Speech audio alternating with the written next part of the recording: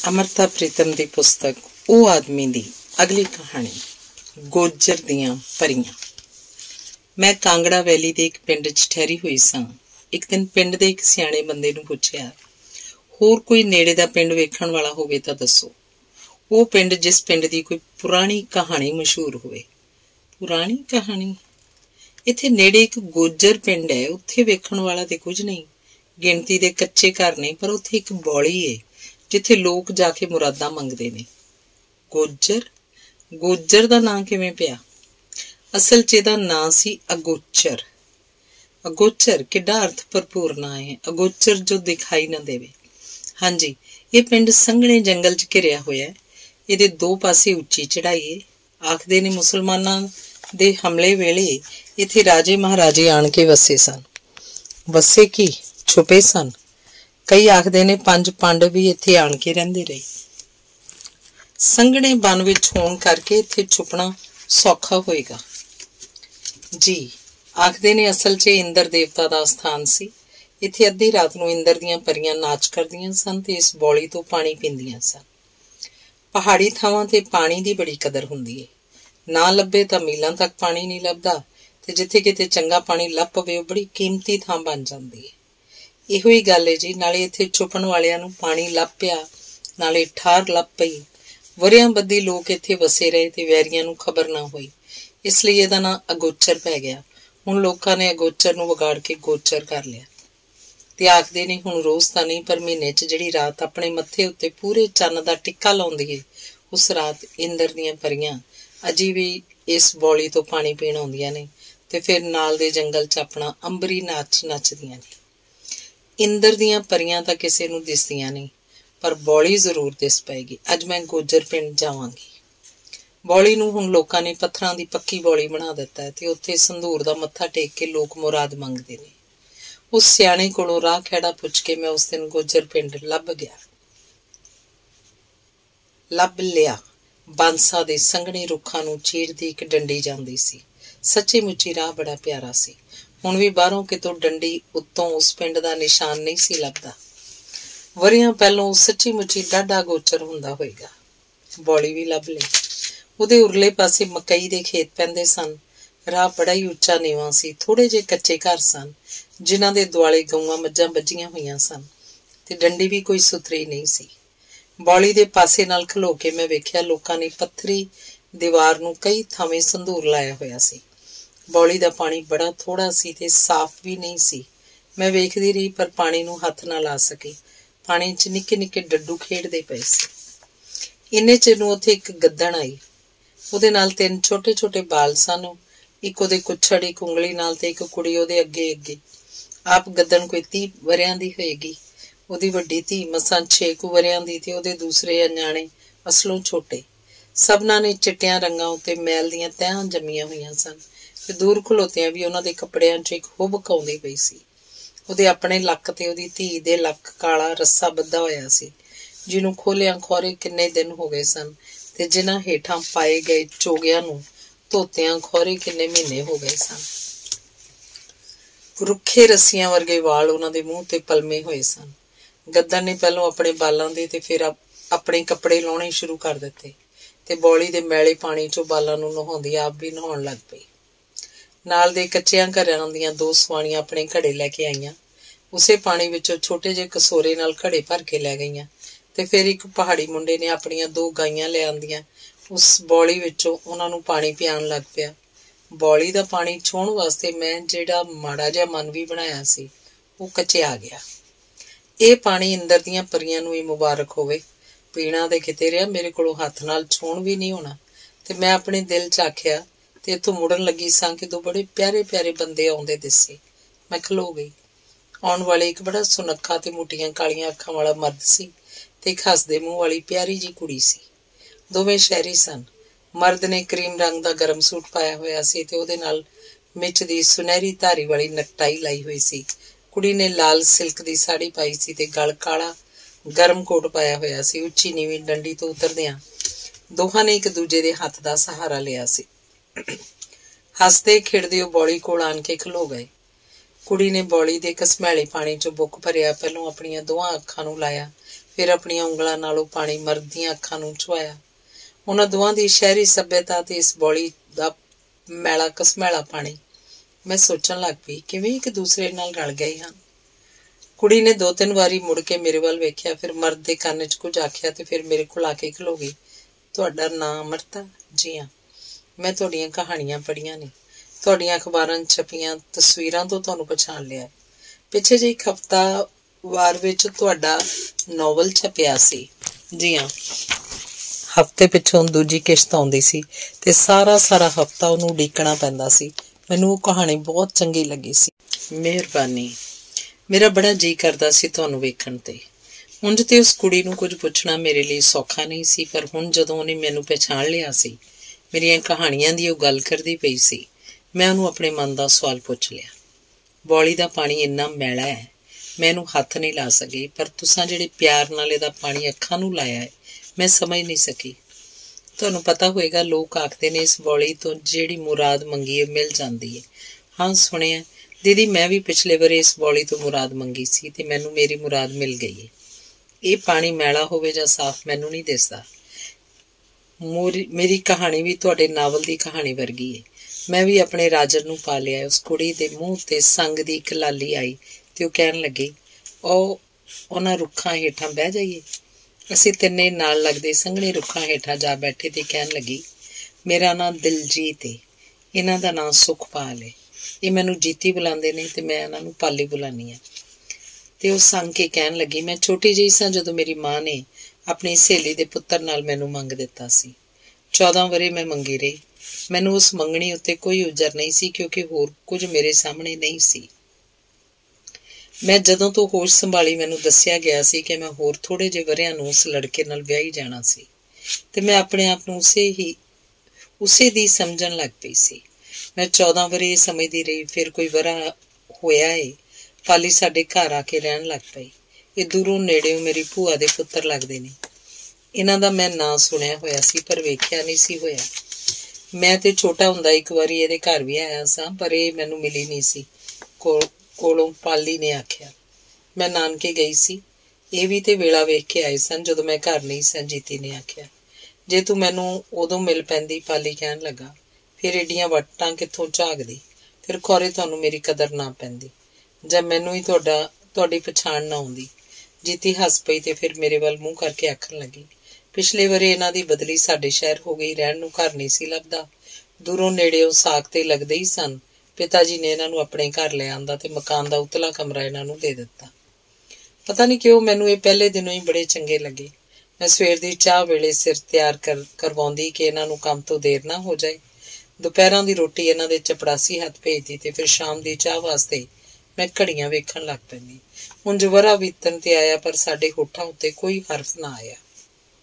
ਮੈਨੂੰ ਉਸ ਲੜਕੀ ਦੀ ਸੰਜੀਦਗੀ ਪਿਆਰੀ ਲੱਗ ਰਹੀ ਸੀ, ਪਰ ਦੀਦੀ ਮੇਰੇ ਦਿਲ 'ਚ ਜੋ ਕੁਝ ਜਾਗਦਾ ਪਿਆ ਸੀ ਉਹਦਾ ਸੇਕ ਮਈਓ ਜਾਣਦੀ ਹਾਂ। ਜੀਤੀ ਨੇ ਠਹਿਰ ਕੇ ਆਖਿਆ, ਤਾਈਓ ਇਹਨੇ ਮੇਰੇ ਹੱਥ ਆਪਣੇ ਮੰਗੇਤਰ ਨੂੰ ਚਿੱਠੀ ਭੇਜੀ ਤੇ ਨਾਲੇ ਇੱਕ ਕਿਤਾਬ ਵੀ। ਪਾਲੀ ਨੇ ਇੱਕ ਸਿਗਰਟ ਲਗਾਇਆ ਤੇ ਹੱਸ ਪਿਆ। ਉਹਦੇ ਮੱਥੇ ਉੱਤੇ ਵਾਲਾਂ ਦੀ ਇੱਕ ਲਿੱਟ ਡਿੱਗ ਪਈ, ਜਿਹਦੇ ਨਾਲ ਹੋਰ ਵੀ ਬਾਂਕਾ ਲੱਗਣ ਲੱਗ ਪਿਆ।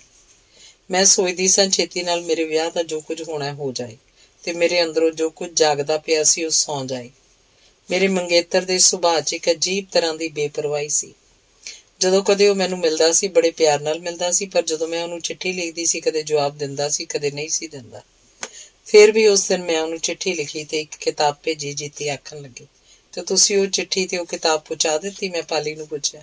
ਹਾਂ, ਉਹ ਜਿਹਦੀ ਅਮਾਨਤ ਸੀ, ਮੈਂ ਉਹਨੂੰ ਪਹੁੰਚਾ ਦਿੱਤੀ। ਪਰ ਉਸ ਰਾਤੀ ਮੈਂ ਜਿਵੇਂ ਝੱਲਾ ਹੋ ਗਿਆ ਸਾਂ। ਚਿੱਠੀ ਬੰਦ ਸੀ, ਮੈਂ ਪੜ੍ਹੀ ਨਹੀਂ, ਪਰ ਕਿਤਾਬ ਖੁੱਲ੍ਹੀ ਸੀ। ਉਹਦੇ ਉੱਤੇ ਇਹਨੇ ਆਪਣੇ ਹੱਥਾਂ ਨਾਲ ਉਹਦਾ ਨਾਂ ਲਿਖਿਆ ਹੋਇਆ ਸੀ। ਉਹ ਮੈਂ ਪੜ੍ਹਿਆ ਤੇ ਪਤਾ ਨਹੀਂ ਕਿਸ ਤਰ੍ਹਾਂ ਮੇਰੇ ਮਨ 'ਚ ਆਇਆ, ਜੇ ਉਹਦੀ ਥਾਵੇਂ ਮੈਂ ਹੁੰਦਾ। ਰਾਤ ਕਿਵੇਂ ਬੀਤੀ ਮੈਨੂੰ ਪਤਾ ਨਹੀਂ। ਮੈਨੂੰ ਕਦੇ ਉਸ ਲੜਕੇ ਦਾ ਮੂੰਹ ਦਿਸਦਾ, ਫਿਰ ਵੇਖਦਿਆਂ ਉਹ ਮੇਰਾ ਮੂੰਹ ਬਣ ਜਾਂਦਾ, ਮੇਰਾ ਆਪਣਾ ਮੂੰਹ। ਮੈਂ ਘਬਰਾ ਕੇ ਜਾਗ ਪੈਂਦਾ, ਫਿਰ ਕਿਤਾਬ ਨੂੰ ਖੋਲ੍ਹ ਕੇ ਉਹਦਾ ਨਾਮ ਪੜ੍ਹਦਾ। ਮੇਰੇ ਜੀਅ 'ਚ ਆਉਂਦਾ ਸੀ ਜਿਵੇਂ ਸੁਪਨੇ 'ਚ ਉਹਦਾ ਮੂੰਹ ਮੇਰਾ ਮੂੰਹ ਬਣ ਗਿਆ ਸੀ। ਖੌਰੇ ਕਿਤਾਬ ਉੱਤੇ ਵੀ ਉਹਦਾ ਨਾਮ ਮੇਰਾ ਨਾਮ ਬਣ ਗਿਆ ਹੋਵੇ। ਪਰ ਕਿਤਾਬ ਉੱਤੇ ਕੁਝ ਨਾ ਬਦਲਿਆ ਤੇ ਦੂਜੇ ਦਿਨ ਮੈਂ ਜਿਹਦੇ ਵਾਸਤੇ ਕਿਤਾਬ ਲਈ ਸੀ ਉਹਨੂੰ ਦੇ ਦਿੱਤੀ। ਮੈਂ ਉਹਨੂੰ ਮਿਲਿਆ, ਨਾ ਕੁਝ ਆਖ ਸਕਿਆ, ਨਾ ਪੁੱਛ ਸਕਿਆ। ਛੇਤੀ ਨਾਲ ਦੋਵੇਂ ਚੀਜ਼ਾਂ ਉਹਦੇ ਹਵਾਲੇ ਕਰ ਦਿੱਤੀਆਂ ਤੇ ਮੁੜ ਆਇਆ। फिर ਉਹ ਸ਼ੈਲੇ ਦੀਆਂ ਕਵਿਤਾਵਾਂ ਸਨ ਜਿਹੜੀਆਂ ਜੀਤੀ ਨੇ ਉਹਨੂੰ ਭੇਜੀਆਂ ਸਨ। ਮੈਂ ਅਗਲੇ ਦਿਨ ਜੀਤੀ ਨੂੰ ਪੁੱਛਿਆ ਕਿ ਤੈਨੂੰ ਸ਼ੈਲੇ ਦੀ ਕਿਹੜੀ ਕਵਿਤਾ ਸਾਰਿਆਂ ਤੋਂ ਪਸੰਦ ਸੀ। ਜੀਤੀ ਆਖਣ ਲੱਗੀ ਸ਼ਾਮ ਨੂੰ ਦੱਸਾਂਗੀ, ਤੇ ਸ਼ਾਮ ਨੂੰ ਇਹਨੇ ਇੱਕ ਕਾਗਜ਼ ਉੱਤੇ ਉਹਦੀ ਕਵਿਤਾ ਲਿਖ ਕੇ ਮੇਰੇ ਮੇਜ਼ ਤੇ ਰੱਖਤੀ। ਕਿਹੜੀ? ਉਹ ਜਿਹਦੇ 'ਚ ਸ਼ੈਲੇ ਆਖਦਾ ਪੂਰਨਤਾ ਪਾਈ ਨਹੀਂ ਜਾ ਸਕਦੀ, ਇਸ ਲਈ ਕੋਈ ਉਸ ਤੋਂ ਊਣੀ ਚੀਜ਼ ਹੀ ਪ੍ਰਵਾਨ ਕਰ ਲੈਣੀ ਚਾਹੀਦੀ ਹੈ। ਮੈਂ ਕਵਿਤਾ ਪੜ੍ਹੀ, ਕਈ ਵਾਰ ਪੜ੍ਹੀ, ਤੇ ਫਿਰ ਜੀਤੀ ਨੂੰ ਪੁੱਛਿਆ ਤੈਨੂੰ ਇਹ ਕਵਿਤਾ ਕਿਉਂ ਪਸੰਦ ਹੈ। ਜੀਤੀ ਨੇ ਹੋਰ ਕੁਝ ਨਾ ਆਖਿਆ, ਸਿਰਫ ਇੰਨਾ ਕਿ ਮੈਨੂੰ ਅੱਜ ਕੱਲ੍ਹ ਇਸੇ ਕਵਿਤਾ ਦਾ ਆਸਰਾ ਹੈ ਤੇ ਖੌਰੇ ਮੈਂ ਜ਼ਿੰਦਗੀ ਇਸੇ ਦੇ ਸਹਾਰੇ ਬਿਤਾਣੀ ਹੈ। ਫਿਰ ਜੀਤੀ ਕਹਿਣ ਲੱਗੀ ਫਿਰ ਵੀ ਸਾਡੀ ਚੁੱਪ ਸਾਡੇ ਹੋਠਾਂ ਤੇ ਜੰਮੀ ਰਹੀ, ਤੇ ਫਿਰ ਅਗਲੇ ਮਹੀਨੇ ਇਹਨਾਂ ਨੂੰ ਆਪਣੇ ਦਫ਼ਤਰੋਂ ਬਦਲੀ ਦਾ ਆਰਡਰ ਮਿਲ ਗਿਆ। ਅਸੀਂ ਦੋਵੇਂ ਚਾਹ ਪੀਂਦੇ ਪਏ ਸੀ ਜਦੋਂ ਇਹਨਾਂ ਨੇ ਕੋਟ ਦੀ ਜੇਬ 'ਚੋਂ ਮੈਨੂੰ ਦਫ਼ਤਰ ਦੀ ਚਿੱਠੀ ਵਿਖਾਈ। ਮੈਨੂੰ ਆਪ ਪਤਾ ਨਹੀਂ ਕੀ ਹੋਇਆ, ਚਾਹ ਦਾ ਪਿਆਲਾ ਹੱਥੋਂ ਛੁੱਟ ਗਿਆ। ਮੇਜ਼ ਉੱਤੇ ਪਈ ਹੋਈ ਅਖਬਾਰ ਮੈਂ ਅੱਖਾਂ ਅੱਗੇ ਰੱਖ ਲਈ, ਪਰ ਮੇਰੀਆਂ ਅੱਖਾਂ 'ਚ ਹੰਝੂਆਂ ਦਾ ਹੜ੍ਹ ਆ ਗਿਆ ਸੀ। ਮੈਨੂੰ ਇਹੋ ਹੀ ਜਾਪੇ ਕਿ ਮੇਰੇ ਕੋਲੋਂ ਮੇਰਾ ਸਭ ਕੁਝ ਗੁਆਚਦਾ ਪਿਆ ਸੀ, ਕੋਈ ਮੇਰੇ ਹੱਥੋਂ ਮੇਰਾ ਸਭ ਕੁਝ ਖੋਹਣ ਲੱਗਾ ਸੀ। ਬੜਾ ਸੋਚਿਆ ਮੇਰੇ ਅਥਰੂਆਂ ਦਾ ਇਹਨਾਂ ਨੂੰ ਪਤਾ ਨਾ ਲੱਗੇ, ਪਰ ਇਹਨਾਂ ਨੇ ਅਖਬਾਰ ਮੇਰੇ ਮੂੰਹ ਤੋਂ ਪਰਾਂ ਕਰ ਦਿੱਤੀ। ਮੈਂ ਦੋਹਾਂ ਤਲੀਆਂ ਨਾਲ ਆਪਣਾ ਮੂੰਹ ਕੱਜ ਲਿਆ। ਮੈਨੂੰ ਜਾਪਦਾ ਸੀ ਮੈਂ ਇਹਨਾਂ ਦੇ ਮੂੰਹ ਵੱਲ ਤੱਕ ਨਹੀਂ ਸੀ ਸਕਦੀ। ਫਿਰ ਵੀ ਇਹਨਾਂ ਨੇ ਕੁਝ ਨਾ ਕਿਹਾ, ਕੁਝ ਨਹੀਂ, ਬਿਲਕੁਲ ਚੁੱਪ ਰਹੇ। ਹੁਣ ਜੇ ਆਖਦੇ ਰਹੇ ਕਿ ਰੋਈਦਾ ਨਹੀਂ ਹੁੰਦਾ। ਫਿਰ ਦੂਜੇ ਦਿਨ ਸਵੇਰੇ ਜਦੋਂ ਇਹ ਦਫ਼ਤਰ ਗਏ, ਮੈਂ ਇਹਨਾਂ ਦੀ ਮੇਜ਼ ਉੱਤੇ ਇੱਕ ਛੋਟਾ ਜਿਹਾ ਕਾਗਜ਼ ਰੱਖ ਦਿੱਤਾ। ਉੱਤੇ ਲਿਖ ਦਿੱਤਾ ਤੁਹਾਨੂੰ ਬੰਗਲੌਰ ਸ਼ਹਿਰ ਜਿਉਂ ਆਇਆ ਆਖਦਾ ਹੈ। ਇਹਨਾਂ ਦੀ ਬਦਲੀ ਬੰਗਲੌਰ ਹੋਣੀ ਸੀ। ਸ਼ਾਮ ਨੂੰ ਜਦੋਂ ਇਹ ਦਫ਼ਤਰੋਂ ਆਏ, ਅਸਾਂ ਸਾਰਿਆਂ ਰਲ ਕੇ ਚਾਹ ਪੀਤੀ, ਤੇ ਜਦੋਂ ਇਹ ਆਪਣੇ ਕਮਰੇ 'ਚ ਗਏ ਮੇਰੇ ਹੱਥ ਦਾ ਲਿਖਿਆ ਹੋਇਆ ਕਾਗਜ਼ ਪੜ੍ਹ ਕੇ ਮੈਨੂੰ ਆਵਾਜ਼ ਦਿੱਤੀ। ਮੈਂ ਇਹਨਾਂ ਦੇ ਕਮਰੇ 'ਚ ਗਈ ਤੇ ਮੇਰੇ ਹੱਥ 'ਚ ਆਪਣਾ ਪੈਨ ਦੇ ਕੇ ਆਖਣ ਲੱਗੇ ਇਸ ਕਾਗਜ਼ ਤੋਂ ਬੰਗਲੌਰ ਕੱਟ ਕੇ ਦਿੱਲੀ ਲਿਖ ਦੇ, ਇਸੇ ਆਪਣੇ ਸ਼ਹਿਰ ਦਾ ਨਾਂ। ਮੈਂ ਬੜਾ ਪੁੱਛਿਆ ਕਿਉਂ, ਪਰ ਇਹੋ ਆਖੀ ਜਾਣ, ਹੋਰ ਕੁਝ ਨਾ ਆਖਣ। ਮੈਂ ਬੰਗਲੌਰ ਨੂੰ ਕੱਟ ਕੇ ਦਿੱਲੀ ਲਿਖ ਦਿੱਤਾ। ਫਿਰ ਇਹਨਾਂ ਨੂੰ ਪੁੱਛਿਆ, ਆਖਣ ਲੱਗੇ ਮੈਂ ਬੰਗਲੌਰ ਨਹੀਂ ਜਾ ਰਿਹਾ, ਸਵੇਰੇ ਅਸਤੀਫਾ ਲਿਖ ਕੇ ਨਾਲ ਲੈ ਗਿਆ ਸੀ। ਆਪਣੇ ਅਫਸਰ ਦੀ ਮੇਜ਼ ਉੱਤੇ ਰੱਖ ਕੇ ਉਹਨੂੰ ਆਖਿਆ ਸੀ ਜਾਂ ਮੇਰੀ ਬਦਲੀ ਨਾ ਕਰੋ ਤੇ ਜਾਂ ਇਹ ਅਸਤੀਫਾ ਮਨਜ਼ੂਰ ਕਰੋ। ਉਹਨੇ ਅਸਤੀਫਾ ਮਨਜ਼ੂਰ ਨਹੀਂ ਕੀਤਾ ਤੇ ਮੇਰੀ ਬਦਲੀ ਦੇ ਆਰਡਰ ਵਾਪਸ ਲੈ ਲਏ। ਇਹਨਾਂ ਨੇ ਬੜੀ ਦਲੇਰੀ ਕੀਤੀ, ਪਰ ਕਿਹੜੀ ਆਸ ਦੇ ਸਹਾਰੇ? ਮੈਂ ਪੁੱਛਿਆ।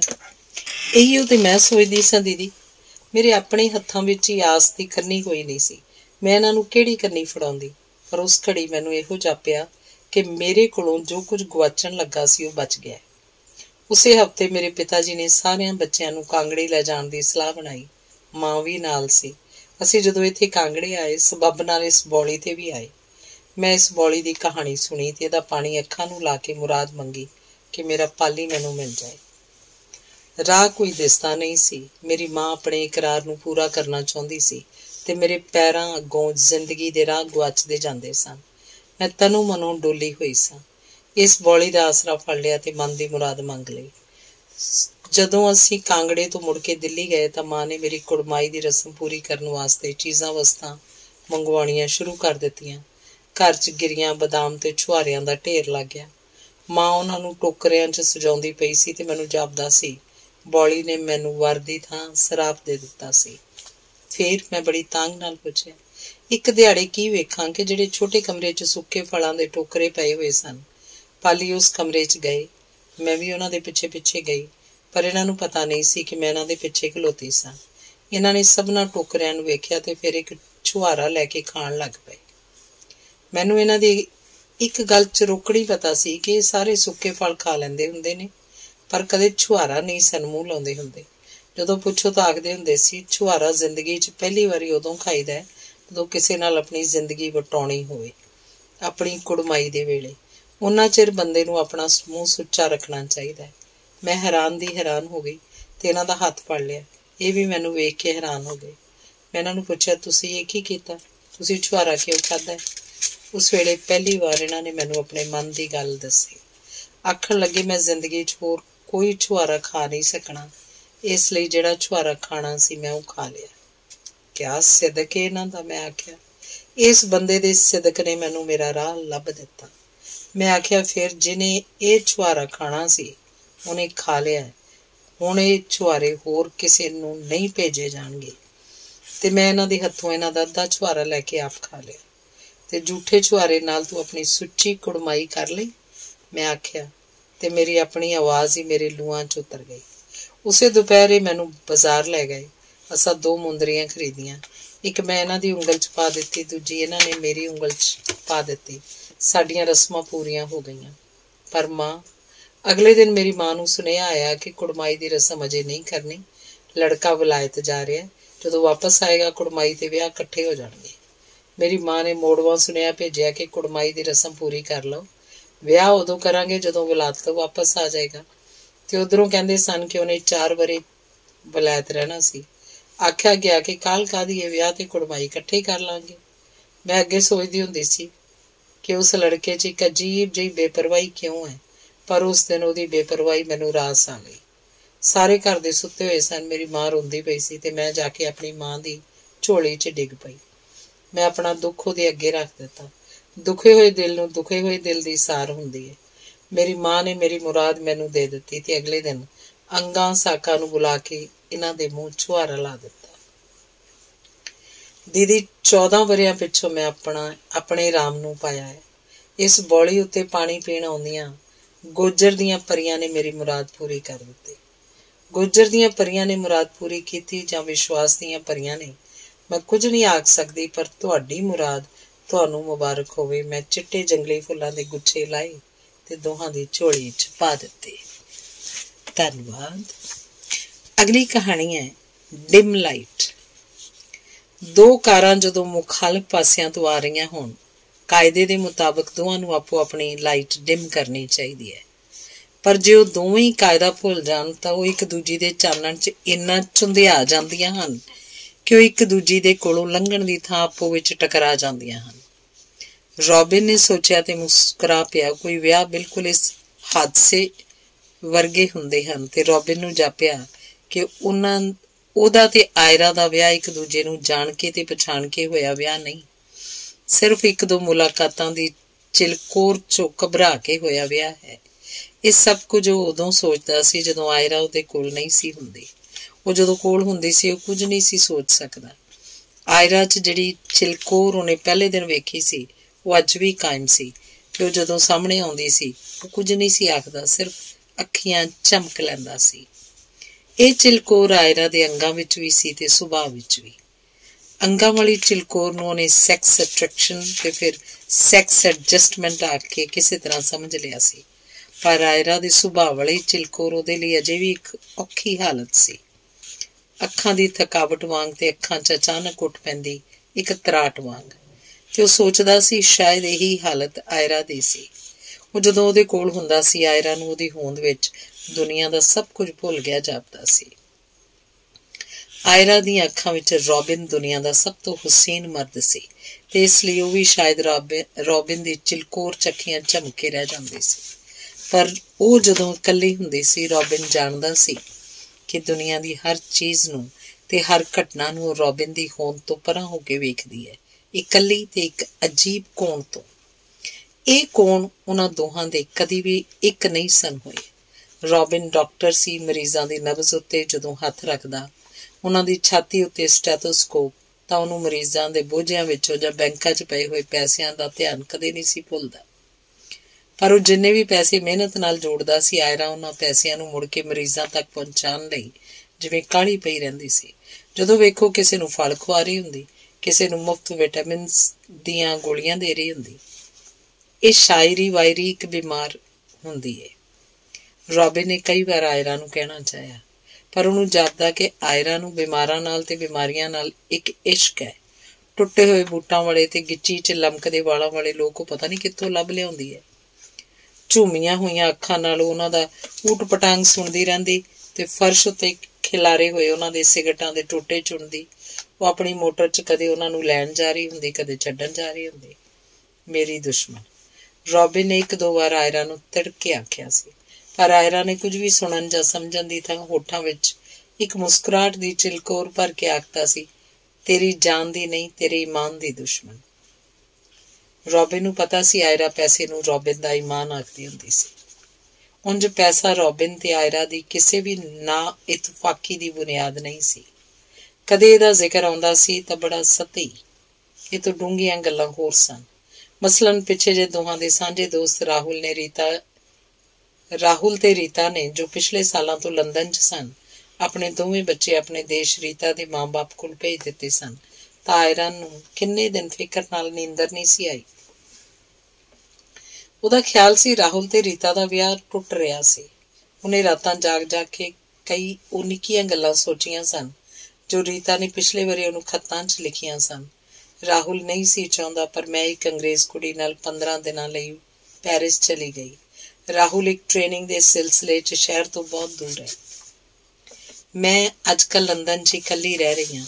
ਮੈਂ ਅੱਜ ਕੱਲ੍ਹ ਪੇਂਟਿੰਗ ਸਿੱਖ ਰਹੀ ਹਾਂ। ਸਾਡਾ ਇੱਕ ਪ੍ਰੋਫੈਸਰ ਬੜਾ ਦਿਲਚਸਪ ਆਦਮੀ ਹੈ ਤੇ ਇਹਨਾਂ ਨਿੱਕੀਆਂ ਗੱਲਾਂ ਵਿੱਚੋਂ ਆਇਰਾ ਨੇ ਬਹੁਤ ਵੱਡੀਆਂ ਹੋਣੀਆਂ ਵੇਖ ਲਈਆਂ ਸਨ ਤੇ ਫਿਰ ਉਹ ਇੰਨਾ ਘਬਰਾ ਗਈ ਸੀ ਕਿ ਉਹਨੇ ਬੰਬਈ 'ਚ ਰਹਿੰਦੇ ਰਾਹੁਲ ਦੇ ਤੇ ਰੀਤਾ ਦੇ ਰਿਸ਼ਤੇਦਾਰਾਂ ਨੂੰ ਵੀ ਇਹ ਗੱਲ ਸੁਣਾ ਦਿੱਤੀ ਸੀ। ਗੱਲ ਕਿਤੇ ਦੀ ਕਿਤੇ ਪਹੁੰਚ ਗਈ ਸੀ। ਇਹਨੂੰ ਖੰਭ ਆਇਰਾ ਨੇ ਦਿੱਤੇ ਸਨ। ਰੋਬਿਨ ਜਾਣਦਾ ਸੀ, ਪਰ ਜਦੋਂ ਇਹ ਗੱਲ ਬਿਲਕੁਲ ਬੇਬੁਨਿਆਦ ਨਿਕਲੀ ਸੀ ਤਾਂ ਸ਼ਰਮ ਦੇ ਨਾਲ ਰੋਬਿਨ ਨੂੰ ਆਇਰਾ ਤੇ ਗੁੱਸਾ ਬਹੁਤ ਆਇਆ ਸੀ। ਤੇ ਫਿਰ ਪਿੱਛੇ ਜੇ ਜਦੋਂ ਰੋਬਿਨ ਨੇ ਇੱਕ ਭਰਾ ਤੇ ਇੱਕ ਭੈਣ ਉਹਨਾਂ ਕੋਲ ਰਹਿਣ ਲਈ ਆਏ, ਆਇਰਾ ਨੇ ਉਹਨਾਂ ਲਈ ਬੜੇ ਉਚੇਚ ਕੀਤੇ। ਬੜੇ ਖੁਸ਼ ਸਨ। ਸਾਰਾ ਦਿਨ ਉਹ ਬੰਬਈ ਦੇ ਦੂਰ ਨੇੜੇ ਸਮੁੰਦਰ ਕੰਢਿਆਂ ਤੇ ਘੁੰਮਦੇ ਤੇ ਰਾਤ ਨੂੰ ਫਿਲਮਾਂ ਵੇਖਦੇ ਸਨ। ਉਹ ਆਪਣੇ ਕਾਲਜ ਦੇ ਅਖੀਰਲੇ ਇਮਤਿਹਾਨ ਦੇ ਕੇ ਆਏ ਸਨ ਤੇ ਜ਼ਿੰਦਗੀ ਦੀ ਵੇਲ ਨੂੰ ਚੱਕ ਕੇ ਵੇਖਦੇ ਪਏ ਸਨ। ਪਰ ਇੱਕ ਰਾਤ ਜਦੋਂ ਦੋਵੇਂ ਭੈਣ ਭਰਾ ਇੱਕੋ ਕਮਰੇ 'ਚ ਸੁੱਤੇ ਹੋਏ ਸਨ, ਆਇਰਾ ਅੱਧੀ ਰਾਤ ਵੇਲੇ ਇੱਕ ਜਸੂਸ ਵਾਂਗ ਉਹਨਾਂ ਦੇ ਕਮਰੇ 'ਚ ਗਈ ਸੀ ਤੇ ਉਹਨਾਂ ਨੂੰ ਵੇਖ ਆਈ ਸੀ ਕਿਤੇ ਉਹਨਾਂ ਦੋਨਾਂ ਕੋਲੋਂ ਕੋਈ ਗਲਤੀ ਨਾ ਹੋ ਜਾਏ। ਰੋਬਿਨ ਨੂੰ ਆਇਰਾ ਦਾ ਇਹ ਖੌਫ ਸਿਰਫ ਬੇਬੁਨਿਆਦ ਨਹੀਂ ਸੀ ਜਾਪਿਆ, ਗਲੀਜ਼ ਵੀ। ਤੇ ਫਿਰ ਪਿੱਛੇ ਜੇ ਉਹਨਾਂ ਦੇ ਇੱਕ ਰਿਸ਼ਤੇਦਾਰ ਦਾ ਵਿਆਹ ਸੀ। ਉੱਥੇ ਜਾ ਕੇ ਆਇਰਾ ਨੇ ਉਹਨਾਂ ਦੇ ਘਰ ਦਾ ਇੰਨਾ ਕੰਮ ਸੰਭਾਲਿਆ ਕਿ ਪਰਾਏ ਘਰ ਦੇ ਇੱਕ ਜੀ ਨੇ ਉਹਨੇ ਮੋਹ ਲਿਆ। ਫਿਰ ਵਿਆਹੀ ਆਈ ਕੁੜੀ ਨੂੰ ਉਹ ਹਸਾਉਂਦੀ ਖਿਡਾਉਂਦੀ ਇੱਕ ਦਿਨ ਹੌਲੀ ਜਿਹੀ ਉਹਦੇ ਕੋਲ ਬਹਿ ਕੇ ਉਹਨੂੰ ਪੁੱਛਣ ਲੱਗ ਪਈ ਕਿ ਉਹਨੇ ਵਿਆਹ ਤੋਂ ਪਹਿਲਾਂ ਕਿਸੇ ਹੋਰ ਨੂੰ ਪਿਆਰ ਕੀਤਾ ਸੀ ਕਿ ਨਹੀਂ। ਕੁੜੀ ਰੋਣ ਲੱਗ ਪਈ ਸੀ ਤੇ ਆਇਰਾ ਨੂੰ ਸਮਝ ਨਹੀਂ ਆ ਰਹੀ ਸੀ ਕਿ ਉਹ ਕਿਸ ਤਰ੍ਹਾਂ ਚੁੱਪ ਕਰਾਵੇ। ਰੋਬਿਨ ਨੂੰ ਜਦੋਂ ਇਹ ਗੱਲ ਪਤਾ ਲੱਗੀ ਤਾਂ ਆਇਰਾ ਉੱਤੇ ਬਹੁਤ ਖਿਝ ਗਿਆ ਸੀ। ਤੇਰੇ 7 ਖੂਨ ਮਾਫ਼। ਰੋਬਿਨ ਆਇਰਾ ਦੀਆਂ ਲੰਬੀਆਂ ਤੇ ਕਾਲੀਆਂ ਝਿਮਣੀਆਂ 'ਚ ਲਿਸ਼ਕਦੀਆਂ ਪਰੇਸ਼ਾਨ ਅੱਖਾਂ 'ਚ ਵੇਖਦਾ ਸੀ ਤੇ ਫਿਰ ਸੋਚੀ ਪੈ ਜਾਂਦਾ ਸੀ, ਪਰ 8ਵੇਂ ਖੂਨ ਬਾਰੇ ਕੀ ਹੋਏਗਾ? ਤੂੰ ਉਹ ਮੈਨੂੰ ਮਾਫ਼ ਨਹੀਂ ਕਰੇਂਗਾ? ਆਇਰਾ ਦੇ ਹੋਠ ਮੁਸਕਰਾਹਟ 'ਚ ਵਿਲਕ ਜਾਂਦੇ ਸਨ ਤੇ ਰੋਬਿਨ ਦੇ ਗਲ ਵਿੱਚ ਪਈ ਹੋਈ ਉਹਦੀ ਨਰਮ ਜਿਹੀ ਬਾਂਹ ਇੱਕ ਬੇਵਸਾਈ 'ਚ ਆ ਕੇ ਲੋਹੇ ਦੀ ਤਾਰ ਵਾਂਗ ਉਹਦੇ ਦੁਆਲੇ ਕੱਸੀ ਜਾਂਦੀ ਸੀ। ਨਹੀਂ, 8ਵਾਂ ਖੂਨ ਮਾਫ਼ ਨਹੀਂ ਕਰਾਂਗਾ, ਰੋਬਿਨ ਆਇਰਾ ਦੀਆਂ ਅੱਖਾਂ ਕੋਲੋਂ ਆਪਣੀਆਂ ਅੱਖਾਂ ਚੁਰਾ ਕੇ ਆਖਦਾ ਸੀ।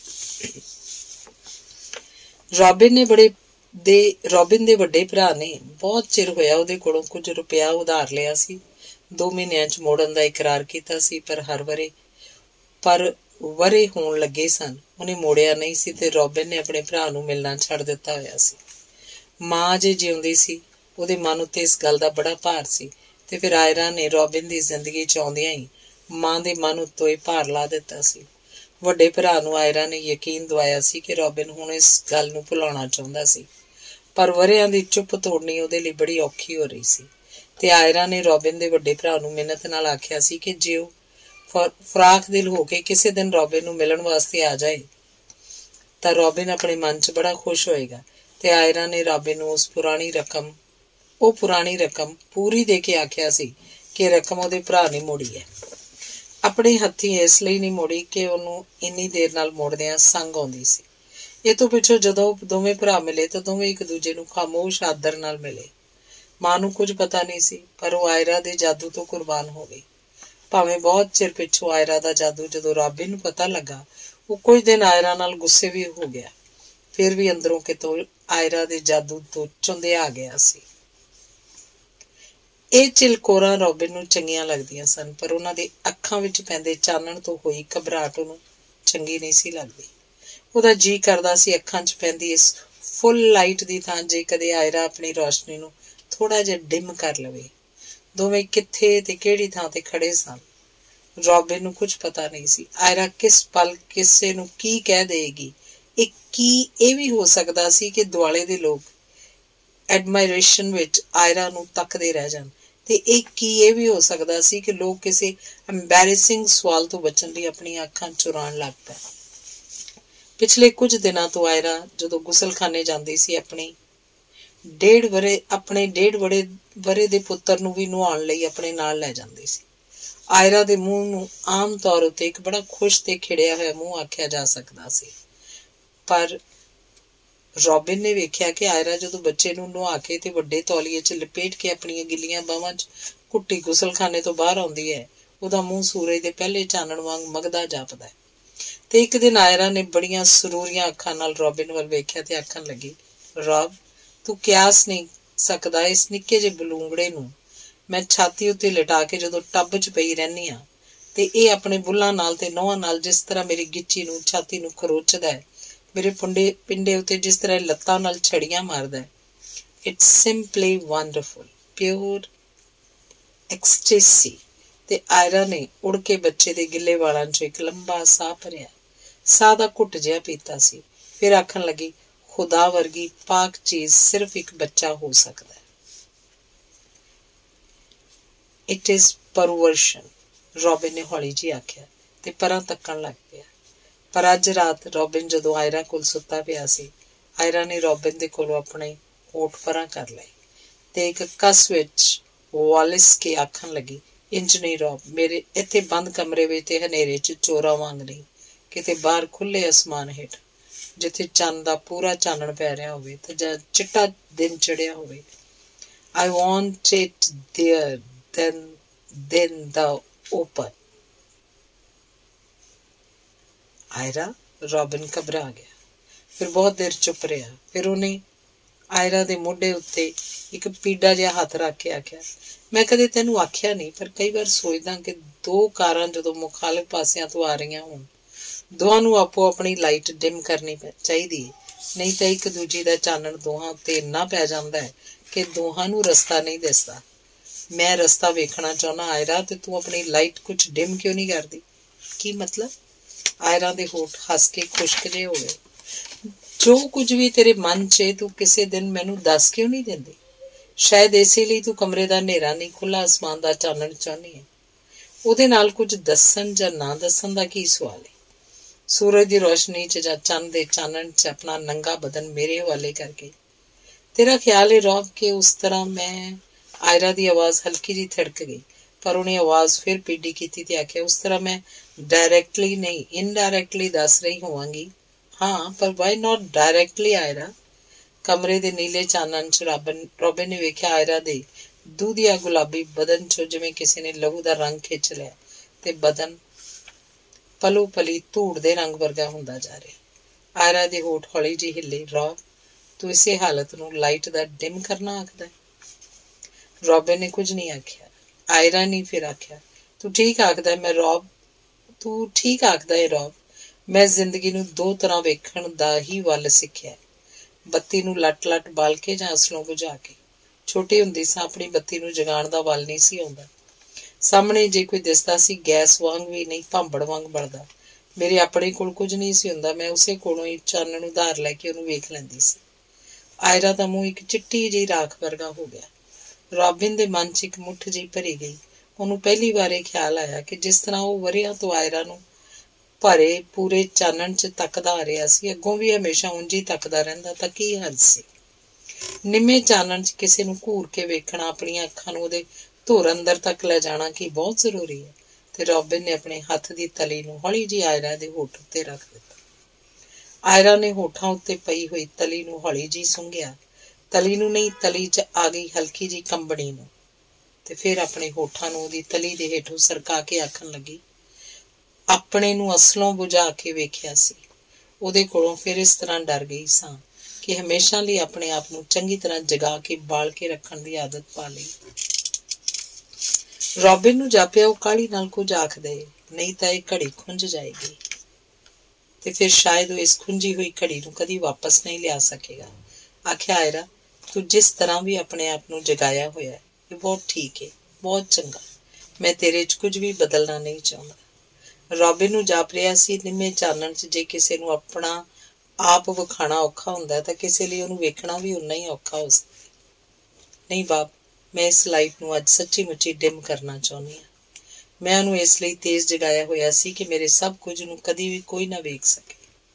ਪਰ ਇਹਦੇ ਨਾਲ ਇਹ ਵੀ ਹੋ ਗਿਆ ਕਿ ਸਿਰਫ ਦੂਜੇ ਹੀ ਮੇਰੀ ਕੋਲੋਂ ਅੱਖ ਨਹੀਂ ਚੁਰਾਉਂਦੇ, ਮੈਂ ਆਪ ਵੀ ਆਪਣੇ ਕੋਲੋਂ ਅੱਖ ਚੁਰਾਉਣ ਲੱਗ ਪਈ ਹਾਂ।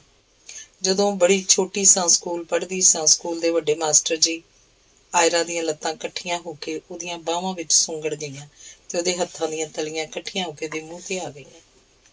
ਬੀਤੀ ਹੋਈ ਘੜੀ ਦੇ ਬਹੁਤ ਵੱਡੇ ਤੇ ਕਾਲੇ ਖੰਭ ਜਿਵੇਂ ਆਇਰਾ ਦੇ ਉੱਤੇ ਝਪਟ ਪਏ ਤੇ ਸ਼ਾਇਦ ਮਾਸਟਰ ਜੀ ਦਾ ਪੋਲੇ ਤੇ ਚੌੜੇ ਹੱਡਿਆਂ ਵਾਲਾ ਇੱਕ ਫੈਲਿਆ ਹੋਇਆ ਵਜੂਦ ਵੀ ਆਇਰਾ ਉੱਤੇ ਉਲਰ ਪਿਆ। ਰੌਬਿਨ ਨੇ ਘਬਰਾ ਕੇ ਅੱਖਾਂ ਮੀਟ ਲਈਆਂ, ਪਰ ਜਾਪਿਆ ਉਹ ਮੀਟੀਆਂ ਅੱਖਾਂ ਨਾਲ ਆਇਰਾ ਨੂੰ ਟਟੋਲ ਰਿਹਾ ਹੈ ਤੇ ਉਹ ਜਿੱਥੇ ਵੀ ਕੰਧ ਨਾਲ ਗੁੱਛਾ ਮੁੱਛਾ ਹੋਈ ਤੇ ਇੱਕ ਜ਼ਖਮੀ ਕਬੂਤਰੀ ਵਾਂਗ ਆਪਣੇ ਪਰਾਂ 'ਚ ਲਿਪਟੀ ਹੋਈ ਹੈ, ਉਹਨੂੰ ਲੱਭ ਕੇ ਆਪਣੀ ਛਾਤੀ ਨਾਲ ਲਾ ਰਿਹਾ ਹੈ। ਮੇਰੇ 7 ਖੂਨ ਮਾਫ ਸਨ, ਪਰ ਇਹ ਤਾਂ 8ਵਾਂ ਖੂਨ ਹੈ। ਆਇਰਾ ਦੇ ਹੋਠ ਸਿਸਕ ਗਏ। ਤੇਰੇ ਸਭ ਖੂਨ ਮਾਫ। ਰੌਬਿਨ ਨੇ ਆਇਰਾ ਦੇ ਹੋਠ ਚੁੰਮ ਲਏ ਤੇ ਉਹਨੂੰ ਜਾਪਿਆ ਕਿ ਉਹਨੇ ਅੱਜ ਪਹਿਲੀ ਵਾਰ ਆਇਰਾ ਦੇ ਪੂਰੇ ਹੋਠ ਚੁੰਮੇ ਹਨ। ਧੰਨਵਾਦ। ਅਗਲੀ ਕਹਾਣੀ ਹੈ ਕਸਬ ਦਾ ਈਮਾਨ। ਤਲੀ ਉੱਤੇ ਧਰਿਆ ਹੋਇਆ ਬਟੇਰਾ ਉਹਨੇ ਜਾਲੀ ਦੀ ਰੰਗਲੀ ਗੁੱਥੀ ਵਿੱਚ ਪਾਇਆ ਤੇ ਕੂਚੀ ਉੱਤੇ ਹਥੌੜੀ ਦੀ ਸੱਟ ਮਾਰ ਕੇ ਉਹਦੀ ਧਾਰ ਬਣਾਉਣ ਲੱਗਾ ਤਾਂ ਬਦੋ-ਬਦੀ ਮੇਰੇ ਮੂੰਹ ਨਿਕਲ ਗਿਆ, ਮੀਆਂ ਜੀ ਇਹ ਸ਼ੌਕ ਵੀ ਰੱਖਿਆ ਹੋਇਆ ਹੈ। ਅੱਲਾ ਮੀਆਂ ਨੇ 2 ਸ਼ੌਕ ਬਖਸ਼ੇ ਨੇ ਮੇਮ ਸਾਹਿਬ, ਇੱਕ ਆਪਣੇ ਕਸਬ ਦਾ ਤੇ ਇੱਕ ਇਹਨਾਂ ਬਟੇਰਿਆਂ ਦਾ। ਅੰਗਰੇਜ਼ ਦੀ ਕੋਠੀ ਵੀ ਕੰਮ ਕੀਤਾ ਤਾਂ ਬਟੇਰਾ ਹੱਥ ਵਿੱਚ ਫੜ ਕੇ। ਮਹਾਰਾਜਾ ਪਟਿਆਲਾ, ਮਹਾਰਾਜਾ ਅਲਵਰ, ਮਹਾਰਾਜਾ ਕਪੂਰਥਲਾ ਬੜੇ ਸ਼ੌਕੀਨ ਮਿਜਾਜ਼ ਮੇਰਾ ਕਸਬ ਵੀ ਮੰਨ ਗਏ ਤੇ ਮੇਰਾ ਸ਼ੌਕ ਵੀ। ਉਹਨੇ ਆਖਿਆ ਤੇ ਕੂਚੀ ਨੂੰ ਹੱਥ ਵੜ ਕੇ ਜਦੋਂ ਉੱਠਿਆ ਤਾਂ ਉਹਦੀ ਬੁੱਢੀ ਪਿੱਠ ਉੱਤੇ ਤਾਂਬੇ ਰੰਗੀ ਜਵਾਨੀ ਲਿਸ਼ਕ ਗਈ। ਇਹ ਸ਼ੌਕ ਵੀ ਖੂਬ ਏ। ਮੈਂ ਉਹਦੇ ਕਸਬ ਦੇ ਸ਼ੌਕ ਦੀ ਨਹੀਂ, ਬਟੇਰਿਆਂ ਦੀ ਸ਼ੌਕ ਦੀ ਗੱਲ ਕਰ ਰਹੀ ਸੀ। ਕਿਆ ਬਾਤ ਹੈ ਇਸ ਸ਼ੌਕ ਦੀ। ਲਖਨਊ ਦੀ ਇੱਕ ਤਵਾਇਫ ਨੂੰ ਇੱਕ ਵਾਰ ਮਹਾਰਾਜਾ ਪਟਿਆਲਾ ਨੇ ਸ਼ਿਮਲੇ 'ਚ ਬਟੇਰੇ ਲੜਾਉਣ ਲਈ ਆਖਿਆ। ਆਖ ਤਾਂ ਦਿੱਤਾ, 10,000 ਦੀ ਸ਼ਰਤ ਵੀ ਲੱਗ ਗਈ, ਪਰ ਪਿੱਛੋਂ ਮਹਾਰਾਜ ਸੋਚੀ ਪੈ ਗਏ ਕਿ ਤਵਾਇਫ ਦੇ ਬਟੇਰੇ ਕੋਲੋਂ ਉਹਨਾਂ ਦਾ ਬਟੇਰਾ ਹਾਰ ਗਿਆ ਤਾਂ ਲੋਕ ਕੀ ਆਖਣਗੇ। ਪਰ ਗੱਲ ਮੂੰਹੋਂ ਨਿਕਲ ਗਈ ਸੀ। ਫਿਰ ਕੀ ਮੇਮ ਸਾਹਿਬ, ਨਸੀਮ ਬਾਨੋ ਨਾਂ ਸੀ ਉਸ ਤਵਾਇਫ ਦਾ। ਉਹਨੇ ਲਾਹੌਰ ਤੋਂ 2200 ਦਾ ਬਟੇਰਾ ਮੰਗਵਾਇਆ ਤੇ ਮਹਾਰਾਜ ਨੂੰ ਅਖਵਾ ਭੇਜਿਆ ਕਿ ਮੈਂ ਨਾਚੀਜ਼ ਬੰਦੀ ਤੁਹਾਡਾ ਮੁਕਾਬਲਾ ਨਹੀਂ ਕਰ ਸਕਦੀ, ਪਰ ਇਹ ਸ਼ੌਕ ਕੇ ਇਸ਼ਕ ਹੈ। ਬਟੇਰਿਆਂ ਦੀ ਲੜਾਈ ਵੇਲੇ ਹਰ ਕੋਈ ਬਰਾਬਰ ਹੈ, ਇਸ ਲਈ ਇਸ ਲੜਾਈ ਦੇ ਦੌਰਾਨ ਮਹਾਰਾਜ ਵੀ ਉਸੇ ਥਾਂ ਬੈਠਣਗੇ ਜਿਸ ਥਾਂ ਇਹ ਬੰਦੀ ਬੈਠੇਗੀ। ਮਹਾਰਾਜ ਲਈ ਖਾਸ ਕੁਰਸੀ ਨਹੀਂ ਵਿਛਾਈ ਜਾਏਗੀ। ਸੋਚ ਰਹੀ ਸਾਂ ਹਰ ਕਸਬ ਦਾ ਇੱਕ ਈਮਾਨ ਹੁੰਦਾ ਹੈ, ਭਾਵੇਂ ਉਹ ਬਟੇਰਿਆਂ ਦੀ ਲੜਾਈ ਦਾ ਕਸਬ ਹੀ ਕਿਉਂ ਨਾ ਹੋਵੇ। ਪੁੱਛਿਆ, ਫਿਰ ਮਹਾਰਾਜ ਮੰਨ ਗਏ? ਇਹ ਈਮਾਨੇ ਕਸਬ ਹੈ ਮੇਮ ਸਾਹਿਬ। ਉਹਨਾਂ ਨੇ ਸੁਣ ਕੇ ਇੱਕ ਵਾਰ ਅੱਖਾਂ ਨੀਵੀਆਂ ਪਾ ਲਈਆਂ, ਪਰ ਮੰਨ ਗਏ। ਫਿਰ ਜਿੱਤ ਕਿਹਦੀ ਹੋਈ? ਮਹਾਰਾਜ ਦੇ ਬਟੇਰੇ ਦੀ।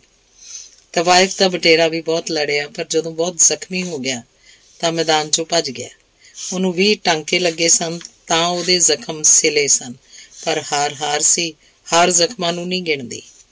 ਉਸ ਤਵਾਇਫ ਨੇ ਮਹਾਰਾਜ ਨੂੰ 10,000 ਰੁਪਏ ਵੀ ਦਿੱਤੇ। ਬਿਲਕੁਲ ਦਿੱਤੇ। ਤੇ ਤੁਹਾਡਾ ਬਟੇਰਾ ਮੀਆਂ ਜੀ, ਇਹ ਕਿੰਨੇ ਦਾ ਹੋਏਗਾ?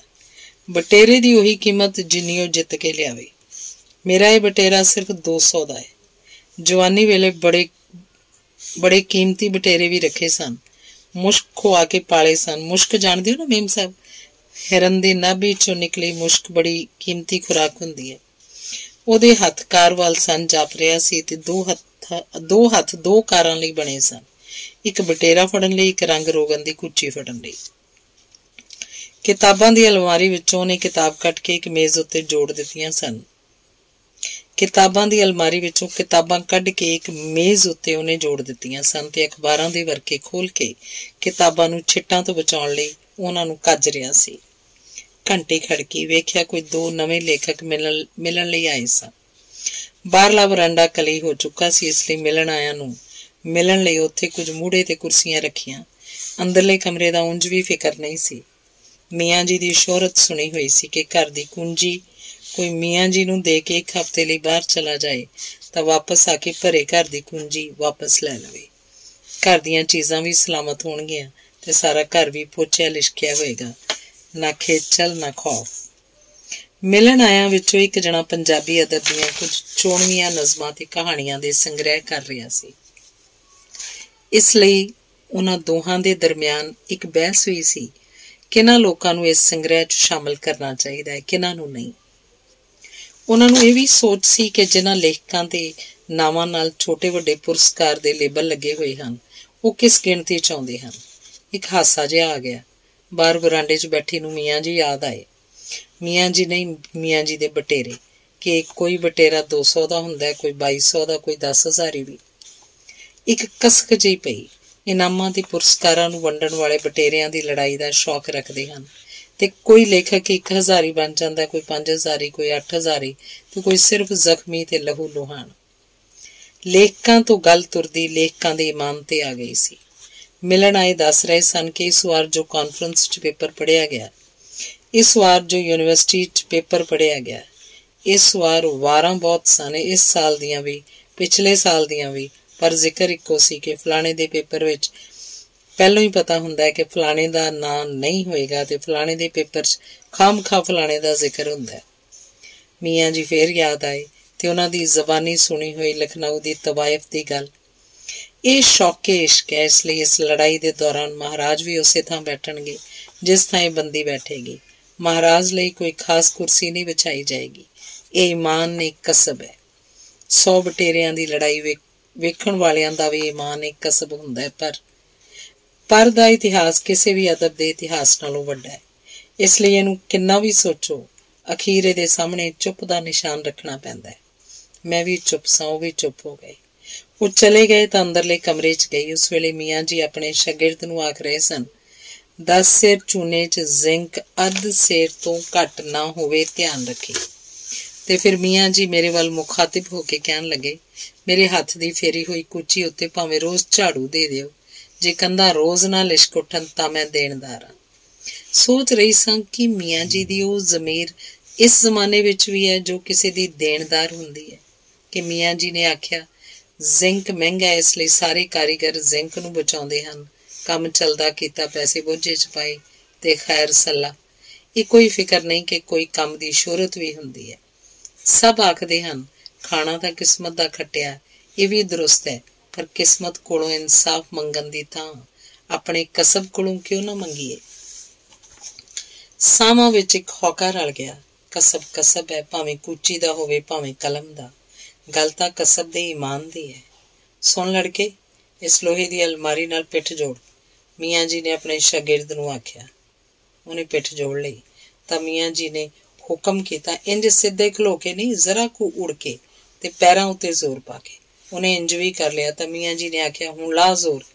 ਜ਼ਮੀਨ ਉੱਤੇ ਪੈਰ ਕੱਢ ਲੈ ਤੇ ਇਸ ਅਲਮਾਰੀ ਨੂੰ ਧੱਕ ਦੇ ਪਿਛਾਂ ਵੱਲ।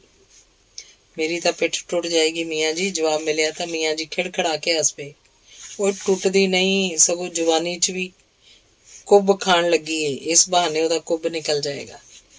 ਜਵਾਨ ਪਿੱਠ ਹਾਰ ਗਈ ਸੀ, ਪਰ ਮੀਆਂ ਜੀ ਦੀ ਬੁੱਢੀ ਪਿੱਠ ਨਹੀਂ ਸੀ ਹਾਰੀ। ਉਹਨਾਂ ਨੇ ਉਸ ਲੜਕੇ ਨੂੰ ਧਰੂ ਕੇ ਪਰਾਂ ਕੀਤਾ ਤੇ ਆਪਣੀ ਪਿੱਠ ਦੇ 2 ਧੱਕਿਆਂ ਨਾਲ ਅਲਮਾਰੀ ਨੂੰ ਕੰਧ ਨਾਲ ਲਾ ਦਿੱਤਾ। ਐਸ ਕੋਨੇ 'ਚ ਵੱਖਰਾ ਜਿਹਾ ਰੰਗ ਕੀ ਏ ਮੀਆਂ ਜੀ? ਮੇਰਾ ਧਿਆਨ ਛੱਤ ਦੀ ਇੱਕ ਗੁੱਠ 'ਚ ਪਿਆ। ਅਜੇ ਅੱਧੇ ਘੰਟੇ ਨੂੰ ਵੇਖਣਾ ਮੇਮ ਸਾਹਿਬ। ਮੇਮ ਸਾਹਿਬ ਸੰਬੋਧਨ ਚੰਗਾ ਨਹੀਂ ਸੀ ਲੱਗ ਰਿਹਾ, ਪਰ ਮੀਆਂ ਜੀ ਨੂੰ ਟੋਕ ਨਹੀਂ ਸੀ ਸਕਦੀ। ਚੁੱਪਚਾਪ ਉਸ ਕੋਨੇ ਵੱਲ ਵੇਖਦੀ ਰਹੀ ਤੇ ਫਿਰ ਆਖਿਆ, ਪਲਾਸਟਰ ਆਫ ਪੈਰਿਸ ਜਾਪਦਾ ਹੈ, ਬੁੱਝ ਲਿਆ ਜੇ। ਸਵੇਰੇ ਆਉਂਦੀ ਵਾਰ 1.5 ਕਿਲੋ ਲਿਆਇਆ ਸਾਂ।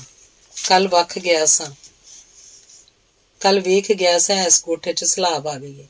ਇੱਥੇ ਮੈਂ ਚੂਨੇ ਦੇ ਭਾਵੇਂ 6 ਕੋਟ ਕਰਦਾ, ਸਲਾਬ ਦਾ ਦਾਗ ਨਹੀਂ ਸੀ ਜਾਣਾ।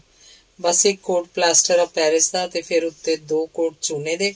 ਮਜਾਲ ਏ ਫਿਰ ਜੇ ਕੋਈ ਦਾਗ ਰਹਿ ਜਾਏ। ਮੰਨ ਲਿਆ ਮੀਆਂ ਜੀ, ਬੰਦੇ ਤੁਸੀਂ ਕਾਰੀਗਰ ਹੋ। ਮੇਮ ਸਾਹਿਬ, ਜੇ ਕੰਮ ਵੇਖਣਾ ਹੈ ਤਾਂ ਕਰੋ ਹੁਕਮ। ਕਿਸੇ ਜ਼ਮਾਨੇ ਮੈਂ ਚੂਨੇ ਨੂੰ ਪਾਣੀ 'ਚ ਨਹੀਂ, ਦੁੱਧ 'ਚ ਭਿਉਂ ਕੇ ਕੰਮ ਕੀਤੇ ਹੋਏ ਨੇ। ਚੂਨੇ ਨੂੰ ਦੁੱਧ 'ਚ ਭਿਉਂ ਕੇ? ਬਸ ਫਿਰ ਇਹ ਨਾ ਪੁੱਛੋ ਕਿ ਦੀਵਾਰਾਂ ਕਿਹੋ ਜਿਹੀਆਂ ਹੁੰਦੀਆਂ ਨੇ, ਬੰਦੇ ਦੇ ਮਾਸ ਵਾਂਗ ਚੀਕਣੀਆਂ ਹੋ ਜਾਂਦੀਆਂ ਨੇ। ਮੀਆਂ ਜੀ, ਦੁੱਧ ਖਾਲਸ ਕੇ ਪਾਣੀ ਵਾਲਾ ਜਿਹੋ ਜਿਹਾ ਅੱਜ ਕੱਲ੍ਹ ਲੱਭਦਾ ਹੈ? ਮੈਨੂੰ ਇੱਕ ਹਾਸਾ ਜਿਹਾ ਆ ਗਿਆ। ਮੀਆਂ ਜੀ ਦੇ ਤਾਂਬੇ ਰੰਗੇ ਮੂੰਹ ਤੇ ਜਿਵੇਂ ਇੱਕ ਲੋ ਫਿਰ ਗਈ ਹੋਵੇ।